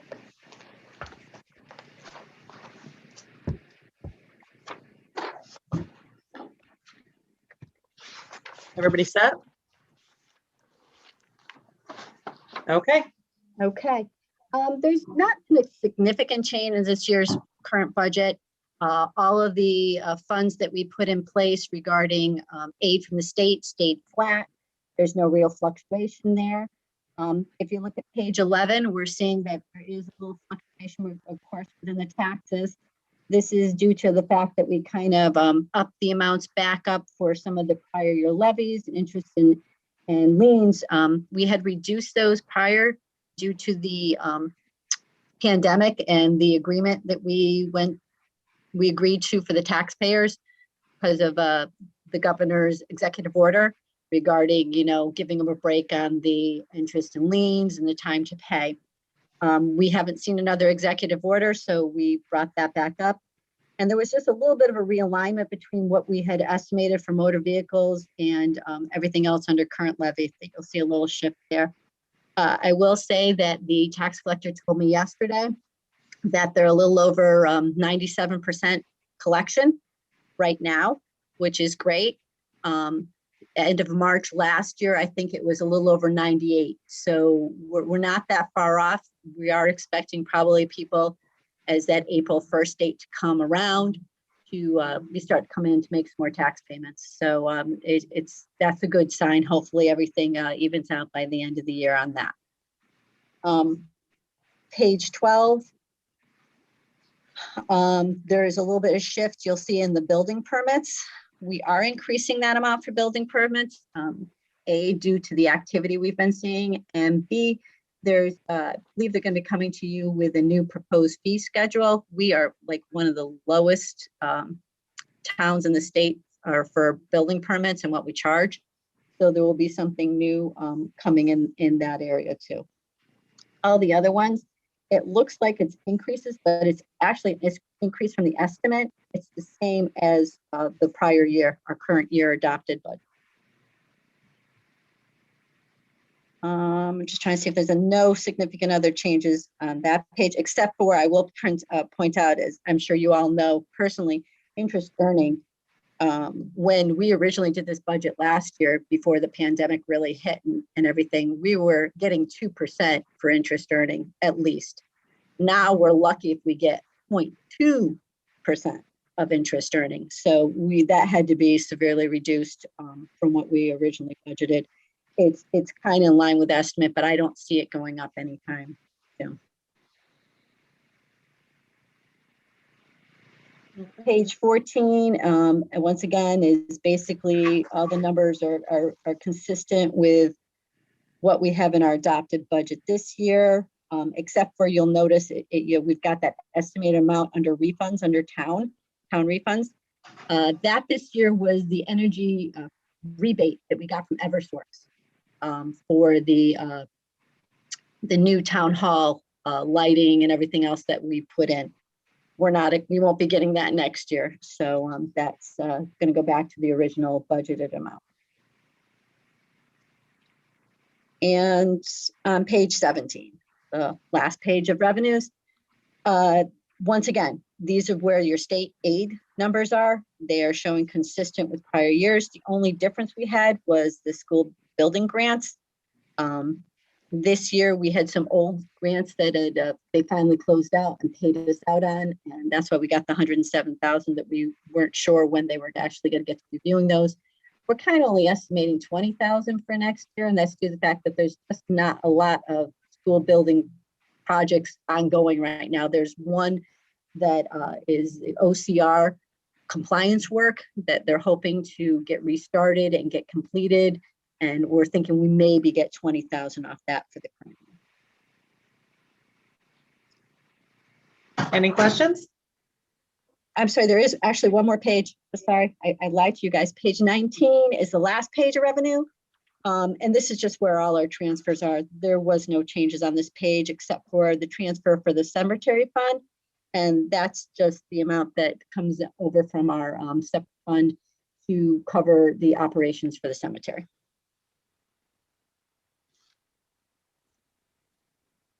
Okay. I don't see any hands up, so we should be good. Okay. We're going to flip now to where we left off in the book the other night, and it's public health, number 511.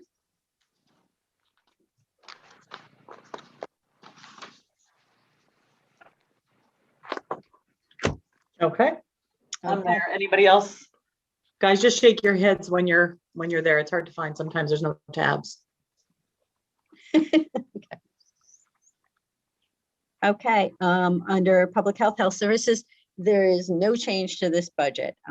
We're actually showing that we'll probably be staying pretty flat on this for the next fiscal year. Okay. Community services, I'm going to start with human services. There is, well, actually, I want to start on the staffing page right there. You're great, James. Perfect. If you look down, this is the staffing page for both human services and senior and disabled center. You'll notice there's no changing staffing right now in human services, but the senior and disabled center, when we go over that, you will notice they are down 1.1 person. They reduced one position that had retired. They replaced the part-time person, and then they gave up a part-time clerical position. So when we get to that department, you'll see some reduction there due to that. All right, human services. It looks like a reduction, but that's a reduction from the revised budget. The revised budget that we had for full-time salary was due to a retirement that we had this year. So there was a payout involved. It actually is a increase from the original budget of approximately $14,000, and that includes the admin and AFSCME raises. So while it's showing, you know, a deduction from the original budget is actually an increase. And as I said, we had to transfer money in there due to a retirement. There's no other significant changes within this department. Any questions? I don't see any. We'll keep going. Okay. Senior center and disabled center, senior disabled. This is the discussion that I just had regarding the staffing changes, which is driving the $36,380 reduction. The full-time staff is reduced, offset partially by, you know, the raises for AFSCME and for admin in that area. You'll see the part-time did increase because although they got rid of one part-time clerical, they did add in another part-time person to try to cover some of the work that full-time person who left was doing. And it also includes raises in there for the part-time person, and then the contractual longevity payment for one of the AFSCME employees. Small other changes in there. There's also technical equipment reduced. That was for some fitness equipment that they are deferring due to the pandemic. Okay, we're still good. Dial-a-ride, which is the next area, is showing an increase of 5,344. That's all related to staffing. This includes all the part-time and full-time raises are included in here, and there is a contractual longevity increase for one of the employees.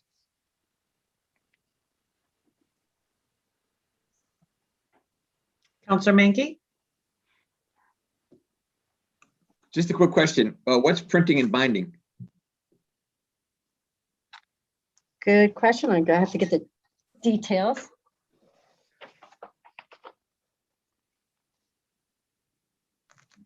Tim, let me look up for you what her description is when she entered it.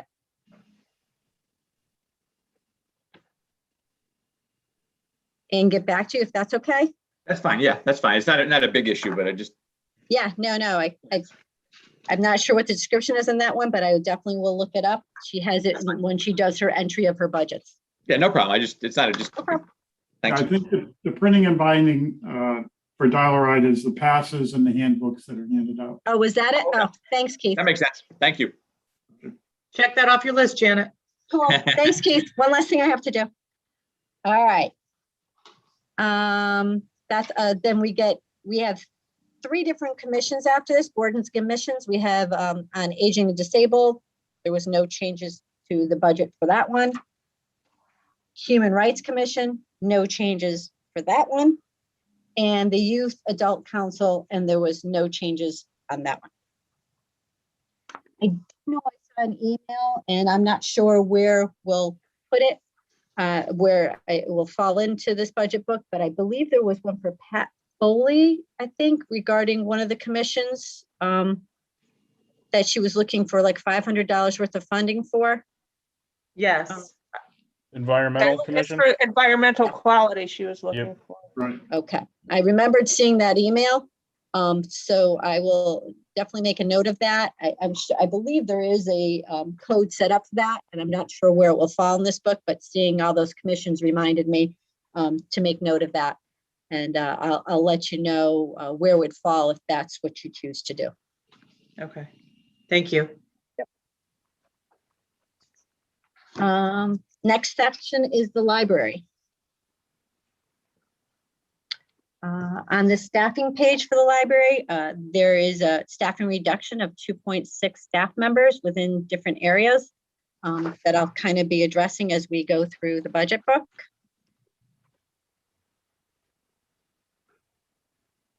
For library administration, they have a total increase of 9,339.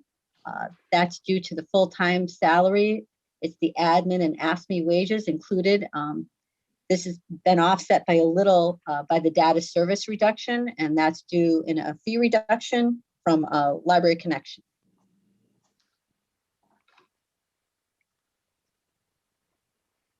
Okay. And the next section is library children's services. This is an increase of 11,524. And all of this is in the salary area. And that, once again, is due to full-time and part-time raises being included in this area. Got it.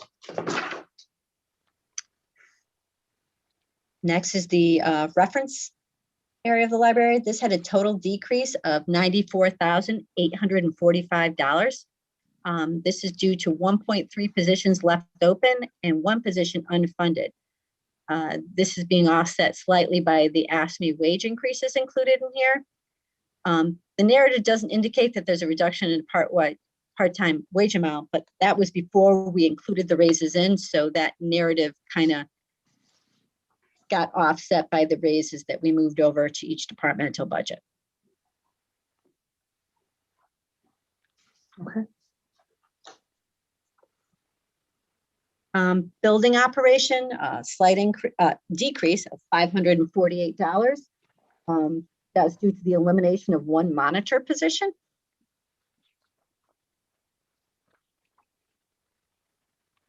Deputy Mayor Bedrego? Yeah, I actually have 2 questions. Did we ever get what was the dollar amount of the damage in the library, in the adult stacks? For the roof problem? Yeah. Well, the roof is, we found it was covered under warranty. Oh, okay. So that's covered already. We had some cost internally, but nothing significant. Okay. And my second concern is that they do indicate that they're having problems with the cleaning service. This is, I mean, I think every year since I've been on the council, it seems like this has been an ongoing problem. I mean, I don't know whether they change cleaning services or there's a long-term contract that they can't out of, but it seems to be a continuing complaint and issue with them. Do you know if they're doing anything about it or what the issue is or? Paul, are you there? Are you still on? I'm still on.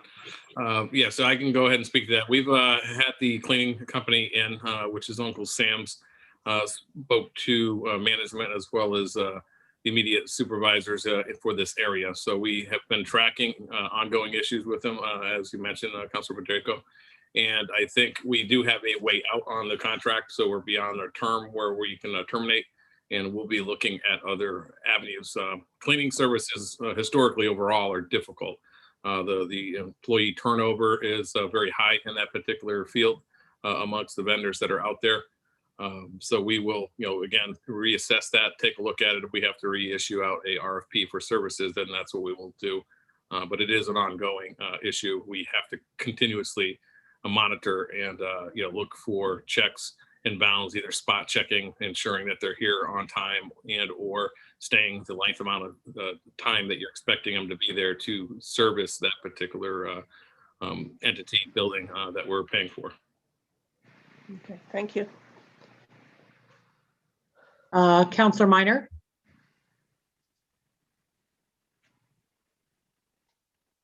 Thank you, Madam Mayor. Just real quick on that, it looks like that might be an opportunity to look into as part of the whole shared services conversation, that the janitorial services on all town-owned buildings.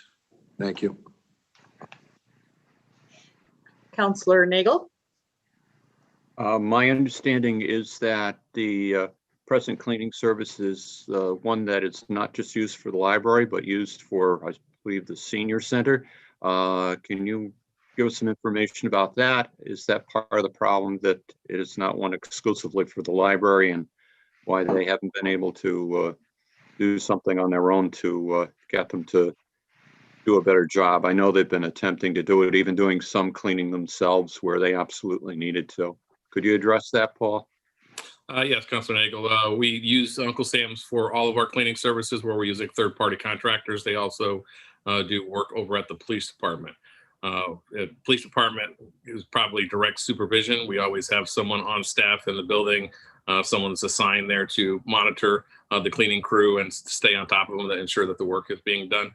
At the other locations, and I guess the difference being that they have their work done typically on hours, right, during the business week, where the library and the Senior Disabled Center have their work or prefer to have their work done off hours. So we don't have staff there. They actually come in after hours when there's less public or staff there, so we have less supervision. So I think that's the difference between why the police department is probably more satisfied and having less issues, and then the library and the senior center, we run into problems. Thank you. You're welcome. All right, I don't see any other questions, so we can continue. Okay, the next one being of the library collection management. We're seeing a decrease of 43,927. This is due to 0.7 open positions and 1 unfunded position. This is being offset by increase a little bit by the increase for ASME raises and the part-time wage increase. Jenna, can you just repeat that? I missed the beginning. So 0.7 Sure. open position? It was open positions. So, they don't plan on filling it, and 1 unfunded position. Okay, thank you. No other questions? We're good? Okay. Circulation department is showing an increase of 8,639. There was a decrease in full-time staffing because of change in full-time personnel. I believe there was some retirements, and the people coming in are a lower rate. And it's going to be offset by the increase in both the part-time and seasonal increases for wages. Some of this is to keep up with minimum wage, and some of these were the annual increases given. Okay, we're all set. Hubbard book, no change. Okay. Next section is Park and Recreation.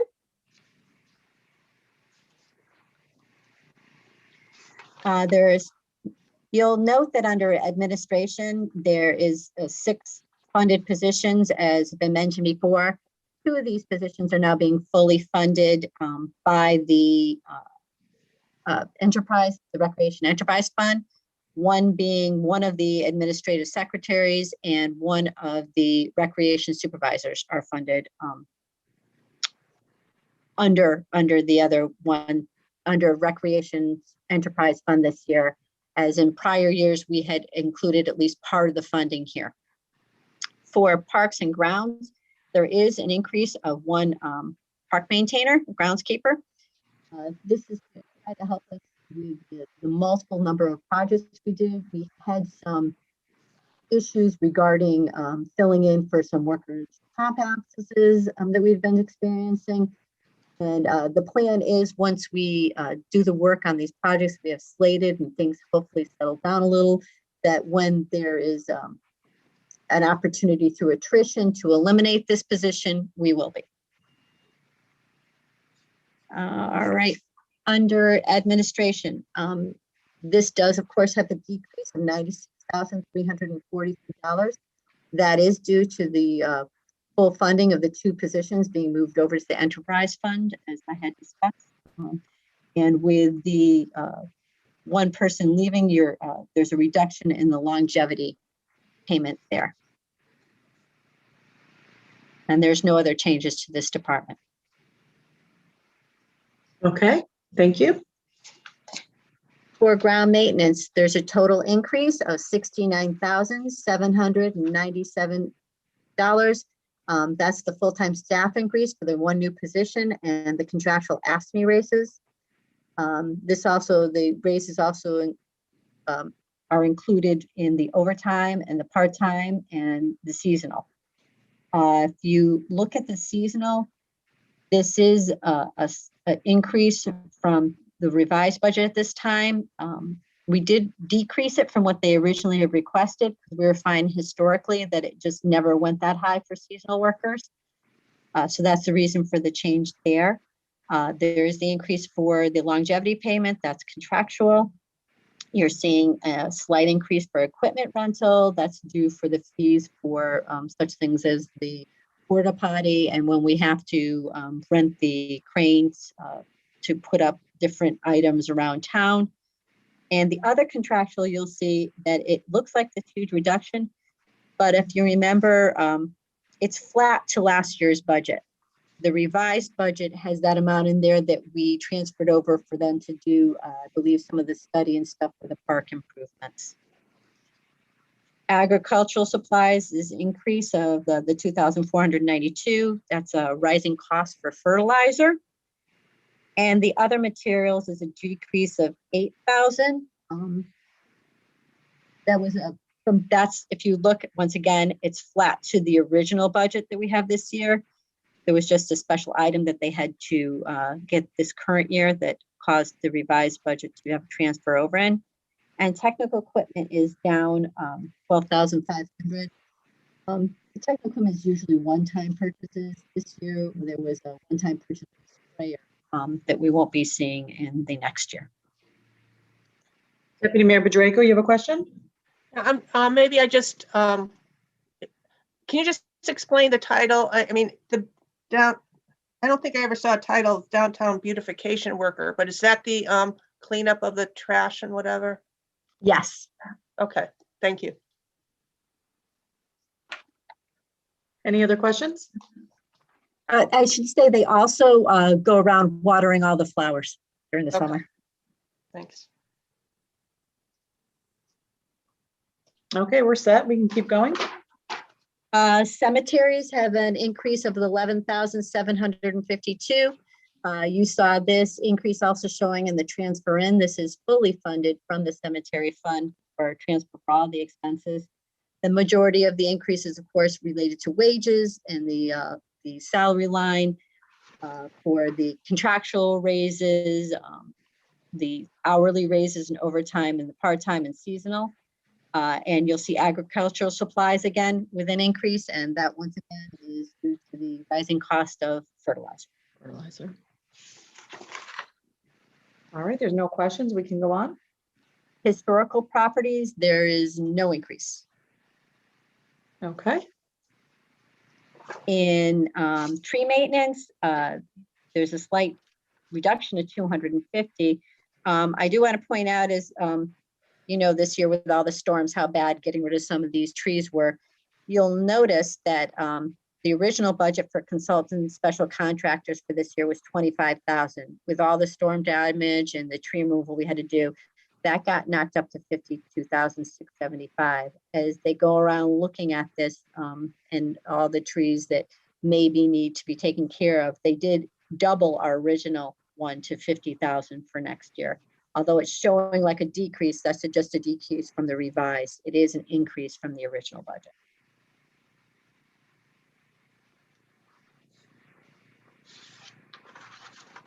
All right, we're all set there. All right, now we're going to go into insurance and miscellaneous. Okay. For the municipal insurance, the total increase is 10,977. You'll notice where you see some increases, those were where coverage is estimated to be increased by 2.4. And for the line that is, 920 other coverages, that $3,000 increase is for cyber liability insurance.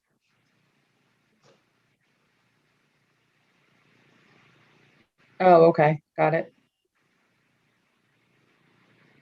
I don't see any questions. Okay. Greater Hartford Transit District. We've been getting emails, both the town manager and myself. I know I've been seeing for the past couple of years since I've been here that they've been requesting an increase in the amount that we give to them. This line hasn't been increased in 12 years for any of the services that they give to the town of Newington. So we did include their request at the full amount this year. And that was for $5,000. It's a $2,070 request increase. Deputy Mayor Bedrejko? Yeah, can you just tell me what services they do provide to the town? I believe these are the buses that go around transporting, and correct me if I'm wrong, Keith, because I'm not absolutely sure. More to the, I think the downtown areas and some of the other towns. I don't know their schedule and stuff, but they do run through the town of Newington. I couldn't tell you how many people use them or anything like that. If that's something you'd like me to look into, I could ask them for that. But No, and I guess I do see, so those are the buses that come through that say Greater Yes. Hartford. Okay. Yes, that's them. I think we should get a report though on exactly what they are. Definitely. I think if I remember correctly, and I may be wrong, if you check into it, I would appreciate it. But I think Dial a Ride is within town, and Greater Hartford can take our residents out of town for like appointments and things like that, if I'm not mistaken. You're correct. I did see that. Okay. Councilor Menke? Yeah, I just also like to see just what the ridership is too. Has Yep. it increased over the years? And just so maybe so the public can also be aware it's there. Thanks. Definitely. Yep. All right. I don't see any other questions. All right, the next one is employee benefits. You're seeing a huge reduction in this area, $843,219 in total. You'll see the majority of it being under medical insurance. I know we've spoken in the past regarding the medical insurance, and I just did yesterday the true up for our health benefit plan and where we stand for the end of the year. The town side typically didn't end up with a credit before I got here. Now due, I think, to a combination of the pandemic and the fact that we have all our employees moved over to the HSA, we're seeing a reduction in claim costs. We're seeing things go down. This year, it looks like we're favorable at current time. I mean, that's not saying claims won't ramp up in the last 4 months, because this is through February. We're seeing the town be favorable by over 800,000. The Board of Ed's credit was almost 1.6 million. So due to that, and I put in the memo that I sent to Keith, I recommended, and I did build into the budget, that we decrease the amount that the town pays into the health benefit fund by 1 month's worth of payments, which is 231,000. Also included in here is reduction for the amount that we have to pay into OPEB, which was over 200,000, which accounts for the majority of that line decrease.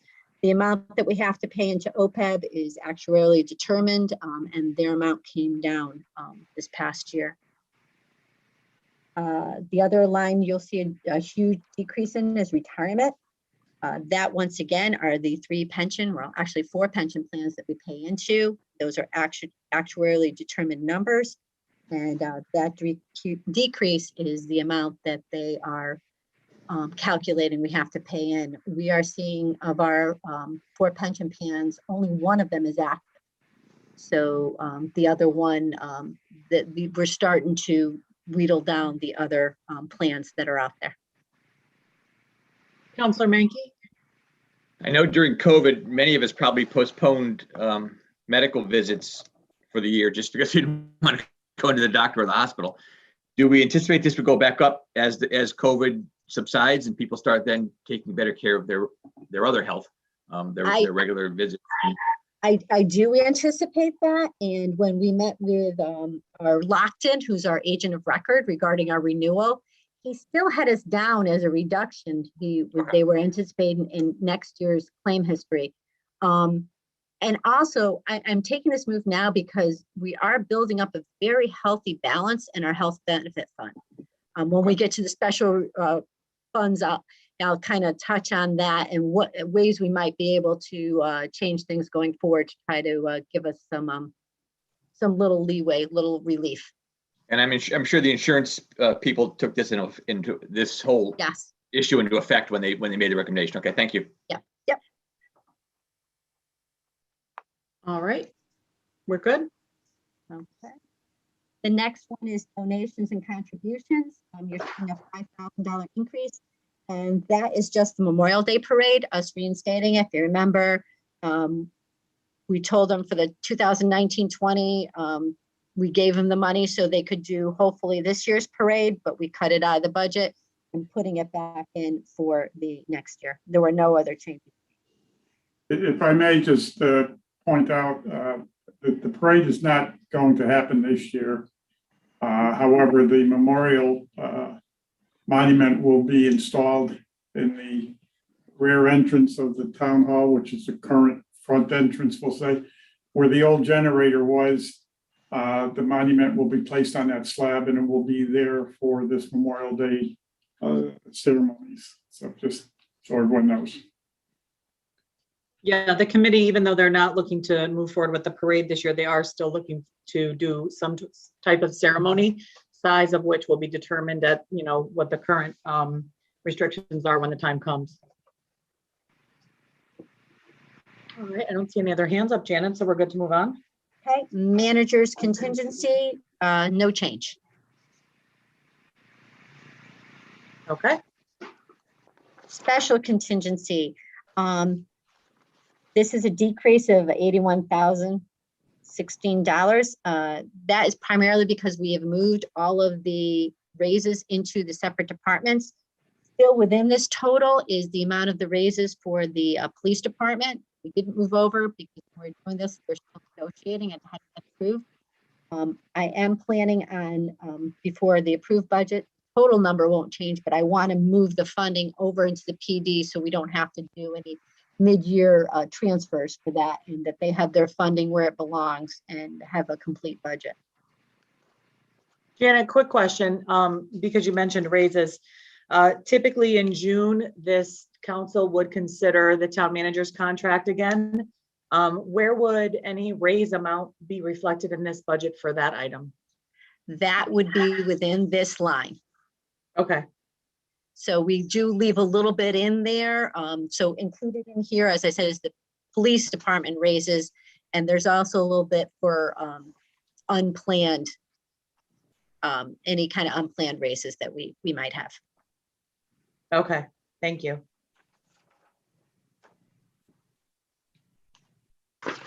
All right, we're good. Next section is debt service, which we already discussed. So I'm gonna kind of flip over that one. And MDC, this was really nice to see that for the first time, I think in a long time, we've got a decrease of $65,250 in the amount being charged to us by MDC. So I won't question that. I'm just happy that we got it. Yeah, that is nice to see. You're right. That's usually a whopping increase. So that's great. Yes. Yeah. We've Deputy already- Member Draco has a quick question. Yeah, sure. I'm just curious on the chart where it shows the member towns, and why are some towns? The percentages based on their total tax revenue, and some Yes. have a significant percentage increase, and some don't have a. I mean, Newington is up, but Weathersfield is down in terms of. It's grand list. It's your grand list. Oh, okay. So Based on your grand list. Okay. And our grand list actually went up this year. So. Okay. Thank you. Yep. Good question, Gail. All right. Go ahead, Janet. All right. We already went through CIP and equipment reserve, so I'm gonna kind of flip through that one. And the next section is the employee leave liability reserve fund. This amount is actuarially determined every year. We have a reduction of $3,500 in this one. This is a fund that was established to pay for employees' sick time when they retire under the old agreement. The town side currently has about 10 employees under this old plan that we need to pay. The Board of Ed has a little bit more, so that's what you're seeing. They have to pay in more. And as these employees retire, you're going to see this go away. I know there's been talk, and I'm fighting it tooth and nail about reopening and give some of the unions sick time upon retirement. I think this has been in place for a lot of years for us to try to get rid of this liability, and I really don't want to backtrack to have to reopen this back up. We're slowly but surely seeing this go away. I will just say that Newington is one of the few towns that actually have a employee liability fund in existence.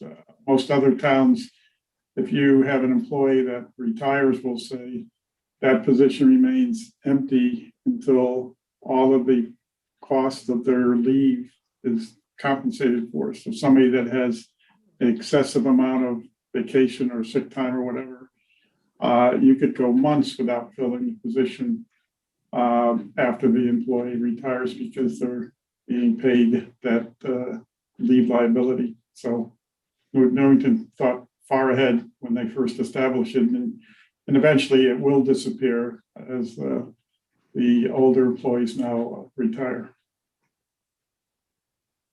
Okay. Thank you. And the last section we're going to be going over is the special revenues and other funds that I've been talking about a little bit earlier. The first fund on the list is the cemetery fund, which does have the increase to cover the transfer to the general fund for the cemetery operations that we reviewed earlier.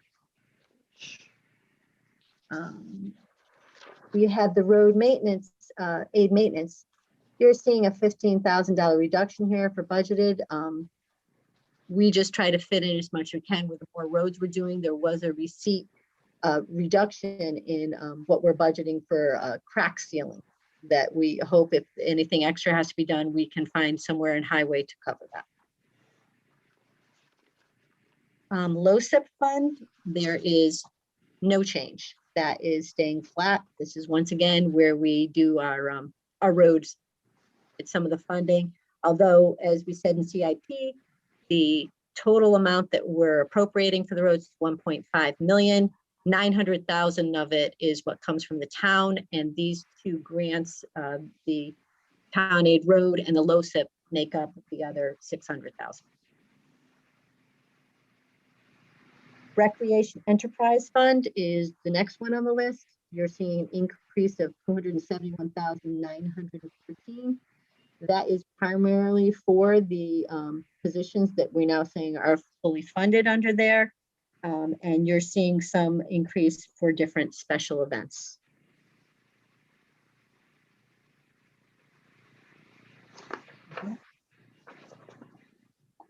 There's no change in either the human services, that's needs and donations, or the senior center disabled donations. Those are both flat. And the insurance reserve fund is staying flat.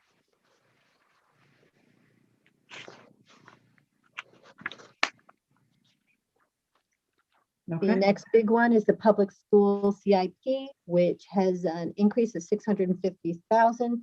This is basically them distributing of their funds, their fund balance in different areas. You'll see all the appropriations or where they plan on putting these funds. The largest being a $75,000 increase to security and safety, $175,000 increase to roof repair, a $200,000 project to John Patterson windows and asbestos, and $100,000 to the track tennis basketball surface restoration. Those are the big increases, or they usually have a typical list of what they appropriate. Those are some of the larger differences from the current. And you'll see up above, you'll see where our 125,000 goes in. The tuition receipts you have here, because I know that's some of the ordinance you're talking about, is the money that they actually get from the state. That's counting. I do not believe they're counting the preschool money in there. But those are their largely how they fund this account. Okay. Next fund is the health benefit fund. This, as I told you, has a fund balance that's growing. When we originally did this, we estimated that the fund balance for the 2020-21 year would be about 4.7. That was me being very conservative. With the way the last couple of months claims have come in, and we actually just got our first pharmacy rebates, which were significant. They were over 300,000. We just got them in February. I'm looking more to see this fund balance by the end of the year be anywhere between 5 and 6 million. If you look below, there's the total recommended reserve that they want, which is 20% of the claims. The claims were low in 1920, so if you say conservatively that should probably more like what you originally budgeted, maybe 2.6, 2.7, we're still almost twice the amount that we need for keep in reserve. I don't want to go right down to the reserve number, but we do have a healthy balance in there to be able to give that credit, as we did in our budget, to what we pay into health benefit fund. I will say, when I was doing, once again, the reconciliation yesterday for the health benefit fund, this is the second year in a row we've had a huge credit that the Board of Ed is getting. I don't like this agreement that we have. I don't think it helps us budget correctly. I think that both sides should be together, as we talk about shared services, and sharing the risk and budgeting together in the same manner. And I don't think that's what's happening, because right now all the risk is on the town side. So we have to be more conservative and put more in to cover if anything goes over. Well, we have to give back. I mean, 1.6 million, and the credit from last year was over $1 million too. So I don't know if this time that we should continue. It's something to maybe talk about in the future, going ahead with the MOU that we have on that. That's from the mid-90s. I don't know any other town in the state of Connecticut that probably has an agreement like this. I did talk to Lou yesterday about going back and speaking with our agent of record to adjust and confirm what the Board of Ed has in their budget, to make sure that we might be at least trying to budget next year to avoid a large credit like that. Because I think it just feeds back into, if the Board of Ed's budgeting at the full amount for the health benefit, and then we're giving them a credit come September for the next year, they have an automatic surplus for that credit that we're giving them. So I don't think it makes for a good budgeting scenario. I am, as a town manager, I'm recommending that this MOU be terminated. It's just not what it was intended to do back in the 90s when it was created. So I agree with Gail 100% that we need to get control of it and eliminate it. And we run the risk, as we do every year anyway. If they go over their budget for health benefits, it's the town's responsibility anyway. So there's no point in providing an opportunity to build up additional funding that is critical to the town. So I would recommend you eliminate the MOU. I will share that our Republican caucus met the other evening and discussed exactly this item. And I have had conversations with some of our Board of Ed members to try and broach the subject with them as well. I think there's a misconception perhaps by some members of the board that there is a need to have those excess amounts in case costs go over. And so I tried to explain that those risks all fall on the town side. And so the need to have an excess amount is really not there, because if there was a need or a concern in the end, that would fall on the town. And so the discussion was very fruitful, I feel like, the other evening, and I will be asking that the MOU be added to our agenda at an upcoming meeting. I'm going to speak with the town attorney just to check into the best methods to go about looking at that MOU. So I will let the council majority and minority leaders know what my discussions yield in that regard. And then we'll go ahead to try and look at putting that on the agenda for consideration as well. And I have to say, I don't know what the Board of Ed budgeted for the renewal number, because when we had the renewal meeting with Lockton, Lou wasn't on the call, another staff member from upstairs. So I'm still waiting to see what they actually budgeted for the renewal.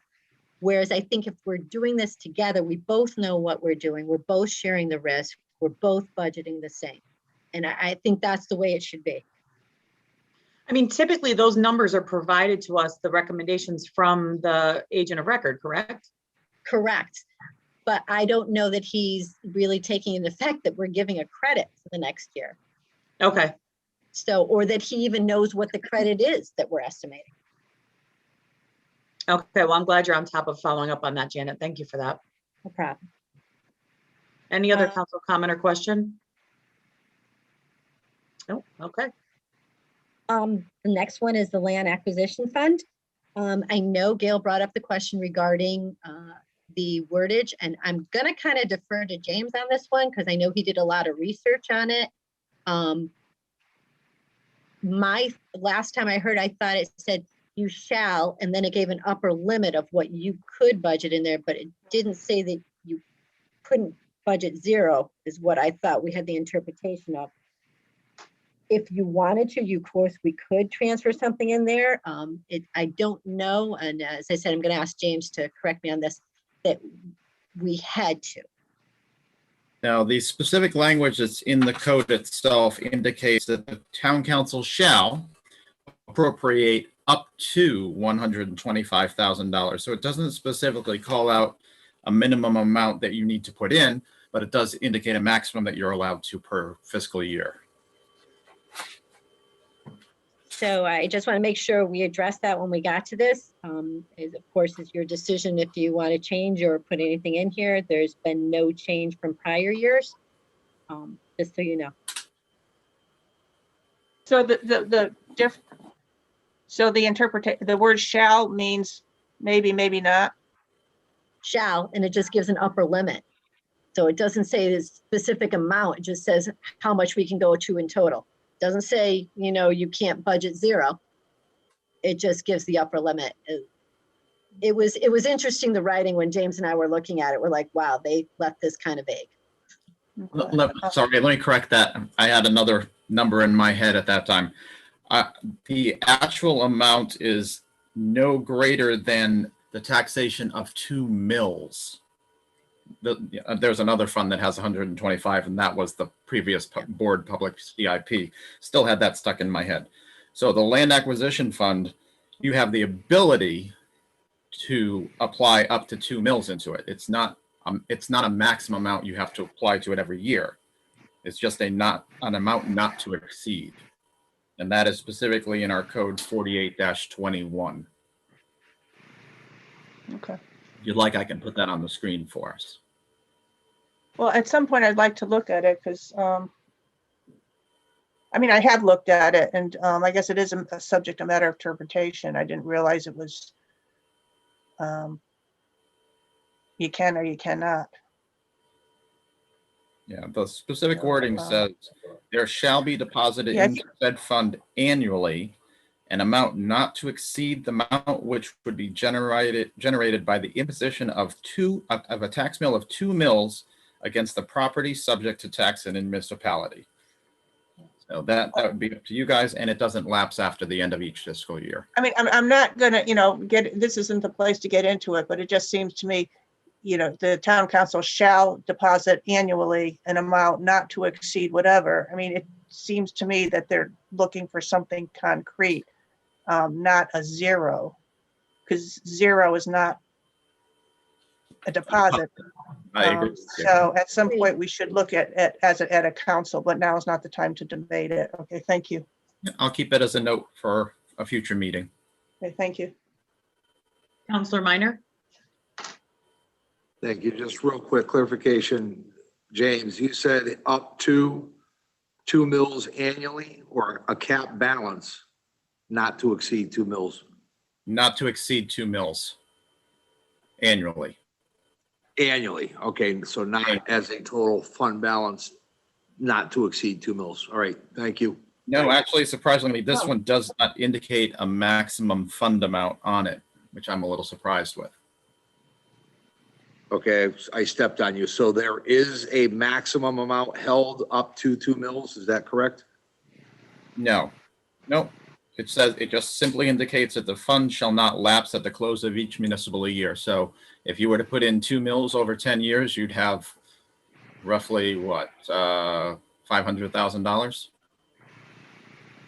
No, 50,000, because your mills are about 2.7 roughly. Yep. Okay. All right, thank you. You're welcome.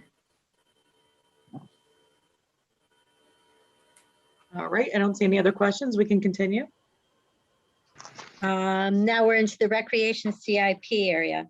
This is a decrease in allocating projects. No, we lost you there, Janet. Can you? Sorry. Can you hear me now? Yeah, better. Thank you. The recreation CIP is the last one for today, is a decrease of $44,912. This is once again kind of similar to the public school CIP where they're allocating their fund balance. There is no receipts planning on coming in from the Recreation Enterprise Fund. They have everything under park and playfield renovations. And I can ask them for, Gail, and you definitely should get, if you want to see a listing of what they, what renovations they plan to do, if that's helpful. Yes, thank you. I will follow up on that. They don't really have a description here, so it's just that one line that they allocated everything to for the next fiscal year. And I believe that completes our list of budgets to review. Okay. Any other council comment or question on the departments that were reviewed today? I don't see any hands up. Janet and, oh, go ahead, Councilor Donahue. Janet and Keith and everyone, and this is a huge undertaking, and I actually understand it. The detail was there that I needed, and just thanks for all the hard work. You're welcome. I agree. Okay. Yeah, I just want to say thank you, Janet. You did a great job of breaking it down for us, as always. Really appreciate all the effort that goes into this behind the scenes, because it's enough on screen, but behind the scenes, I know the number of hours you put in, I can only imagine. So thank you. All right. we will move on. The next item on our agenda is consideration of new business. And before us today, we have a proposed job description for Animal Control Officer Shared Services. Mr. Chapman, would you like to review this? The town of Weathersfield and the town of Newington have been collaborating on the idea of joining forces on the animal control officer. Both the towns at this time have a need to expand at least to one full-time position. And we've worked out an arrangement for that to occur where we will share all aspects of the animal control officer program. I don't know, James, do you have the actual agreement that you can put up? Okay.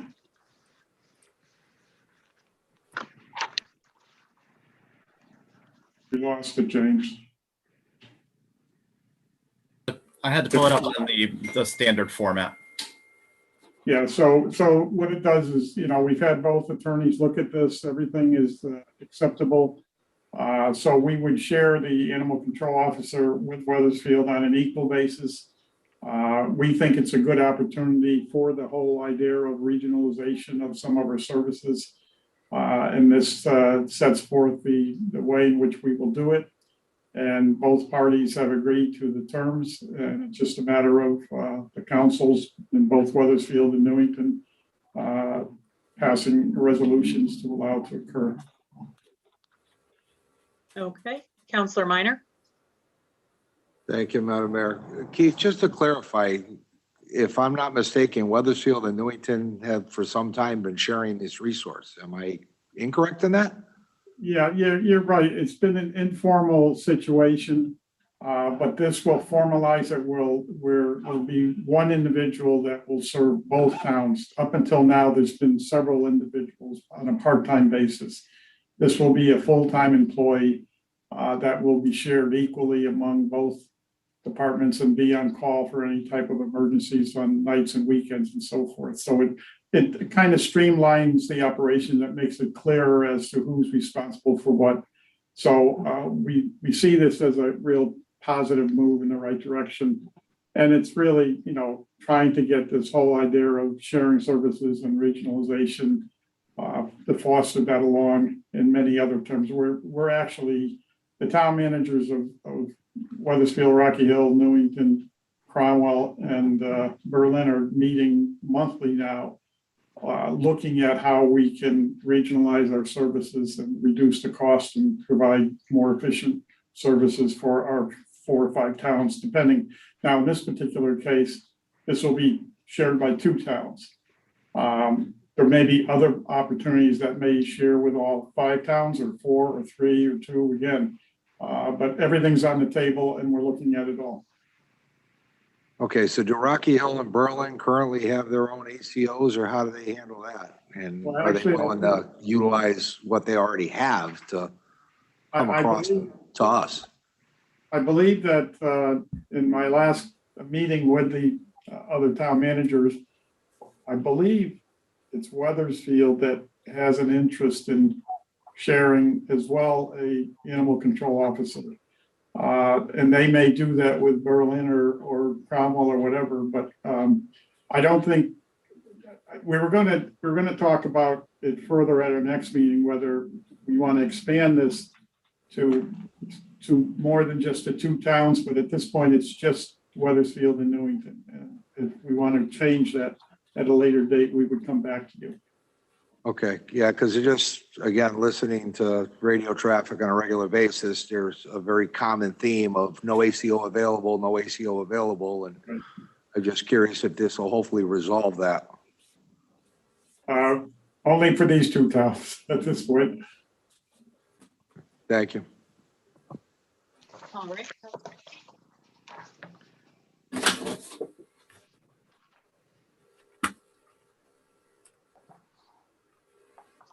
Councilor Mank, are you there? Yeah, I am. I'm sorry, I didn't hear. I just think this is a great opportunity to certainly cut costs, but improve services over the the course of this this contract or this agreement. So I think it's time we look at everything, what we can share services with, both in town and out of with other towns. I think as costs go up and as revenues decrease, I think this is a good way to provide the services, but it may be at a bit more beneficial cost. So I think this is a great idea, and I thank you for taking the lead on this. Deputy Mayor Bedrejko? Yeah, just, so this one full-time individual, basically the town of Newington will be in financial control per se, and then Weathersfield will be reimbursing us, is what it looks like. And in terms of supervision, they'll be under the supervision of Newington, but I'm sure getting input from Weathersfield, whatever. So, I mean, I know it's workable. Okay. And then my second just comment is under the proposed job description, should that be, it references like responds and investigates complaints regarding animals in the town of Newington. Should that be changed to say Newington and Weathersfield? I mean, That's a good point, yeah. and there's a couple of instances on those bullets where it only references Newington, so you might want to, I mean, you should change that, I think, to reflect Weathersfield as well. Okay, I just got off the phone with the chief, and he confirmed that, yes, Newington will be the primary and Weathersfield will be reimbursing us. Okay. So it was for clarification. Okay. Keith, I don't know if you heard Gail say that on the job description, it says responds to and investigates complaints regarding animals in the town of Newington, but perhaps the language should be changed to include Weathersfield there. We were hoping that they would just pay for ours, but no, yeah, we'll clear this up to make sure it reads correctly, yes. Okay. And you'll be looking for us to take action on this on Tuesday, I'm assuming? Yes, as soon as possible, yeah. Okay. And just so the public can see, I don't know if you can actually see it, but the previous job description looks like it was done on a manual typewriter and perhaps mimeographed. So I think it's definitely time to be revising this. All right. I don't see any other hands up at this point, so we'll move on. That was our only item under new business for today. Next item is public participation on this agenda only because this is a special meeting. Any member of the public can join us. If you're in the Zoom application, use the raise hand function in the participants window. And if you are calling in, it is *9 to raise hand to be recognized. It looks like we have two members of the public with their hands up. The first one is Miss Lyons. Good morning, Rose Lyons, 46 Elton Drive. I tuned in a little bit late, and you may have discussed this during my favorite part of the annual budget, the CIP budget. In the past, there have been handouts at the meetings for a listing of the balances on hand in previous projects that have been approved. I don't know if that was discussed earlier, and if it was, I may have missed it, and I'd like to know at some point where I might be able to get a copy of it. The second thing is I want to thank Councilor Bedrejko for bringing up the land acquisition account and the wording in it. I've sat through two charter revisions where the word shall and may have been discussed ad nauseum. So with all due respect for the council and the ones that have looked at it already, James and Janet, is there any way that the town attorney can look at that section and give you his opinion as to what he feels it means? I also want to thank Gail for asking about the parks and playgrounds budget. Several years ago, I asked Mayor Woods to ask Bruce Till to give me a list of the projects that they intended to do. And in 2021, I still have never seen any list of any projects itemized. It's just one big blanket parks and playgrounds projects. I'd also like to thank Councilor Minor for bringing up the shared service of the animal control, because My former neighbor was an animal control officer full-time who had to go part-time because of sharing services with Weathersfield, and I thought maybe I had missed something in the last 3 or 4 years that no longer was happening. I have to agree that there's many comments on Facebook regarding not being able to get in touch with the animal control officers because apparently they work various hours. So I think this is a move in the right direction.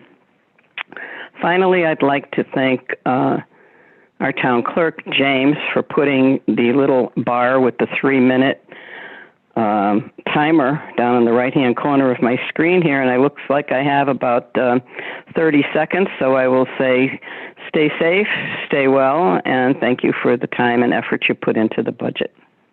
Have a good afternoon. You as well. Thank you. All right. Next, we have Ms. Mazzacoli with us. If you could just state your name and address for the record. We're not hearing you, Ms. Mazzacoli.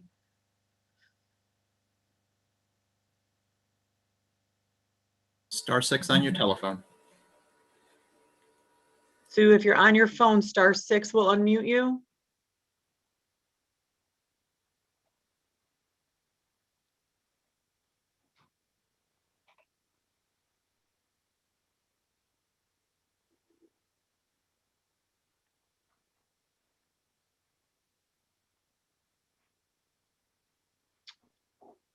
Ms. Mazzacoli, we really want to hear from you, but we're not able to hear you right now. You're muted.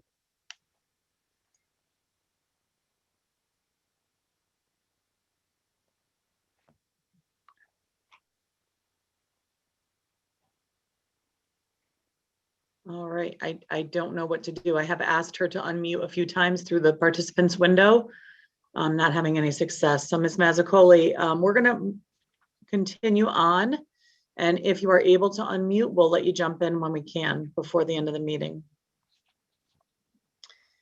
It looks like it's a technical issue. So Ms. Mazzacoli, if you want to give me a call or an email later on to let me know if there's any questions that we can answer for you, we gladly will. All right.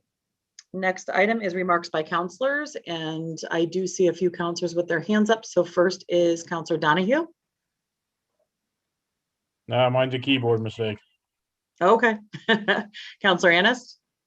Yes, thank you. I would like us to take a moment right now to honor State Senator Billy Seattle, who passed away this morning peacefully. So if we could have a moment in his remembrance, I would appreciate it.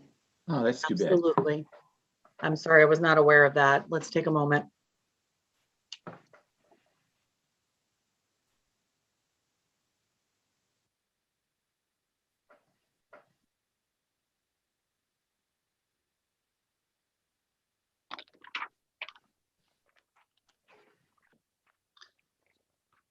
Thank you, everyone. That is a huge loss to our community and to really the world.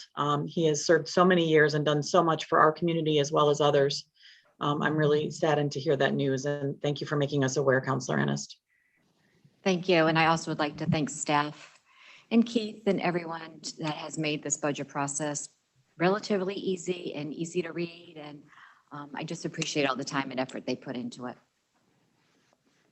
Thank you, Counselor Annis. Any other council comments?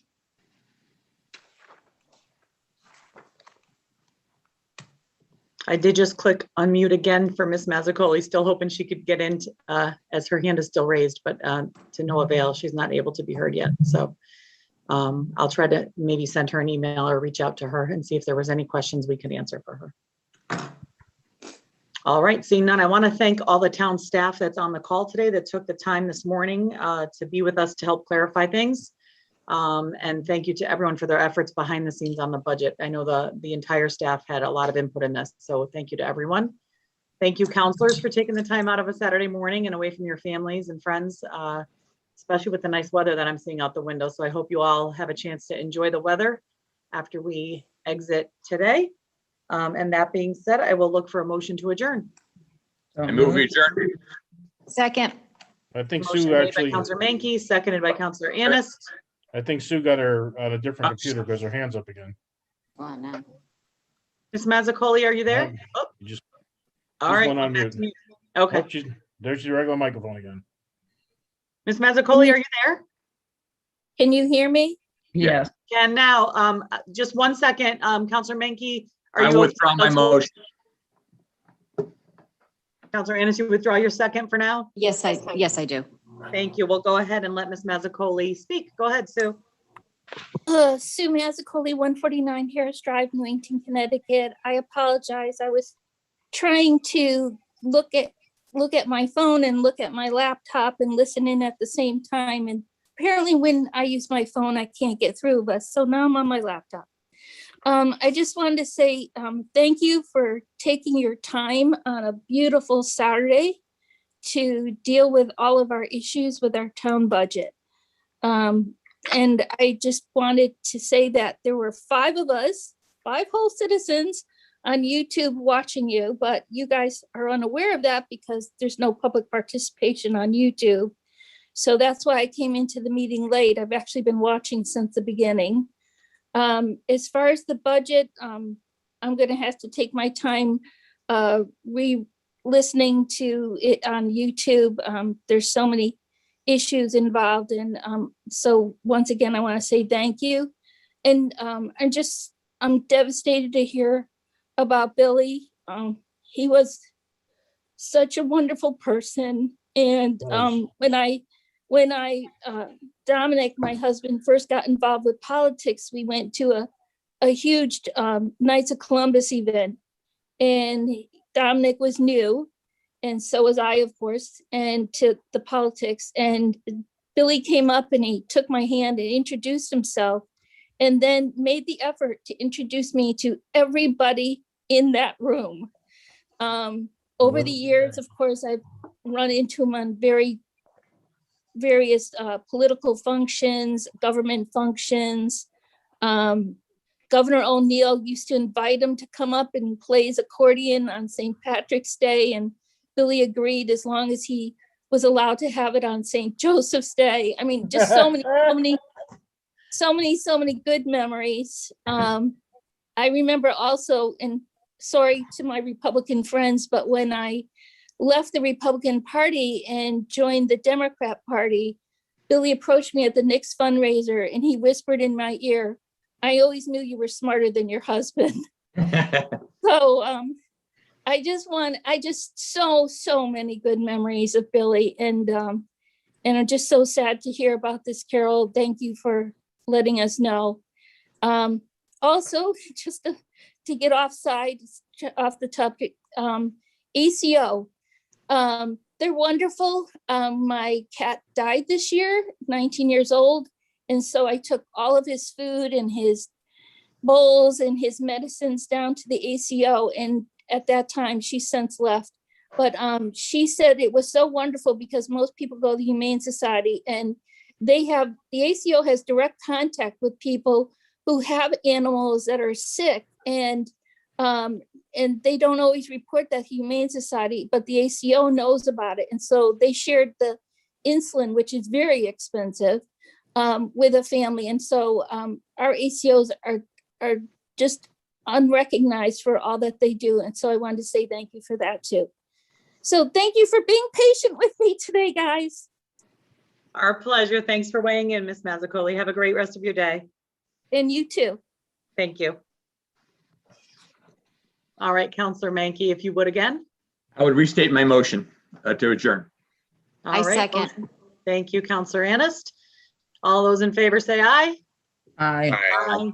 Any opposed? All right, we stand adjourned at 11:44. Thank you, everyone. Thank you. See ya. See you Tuesday. Yep, see you Tuesday.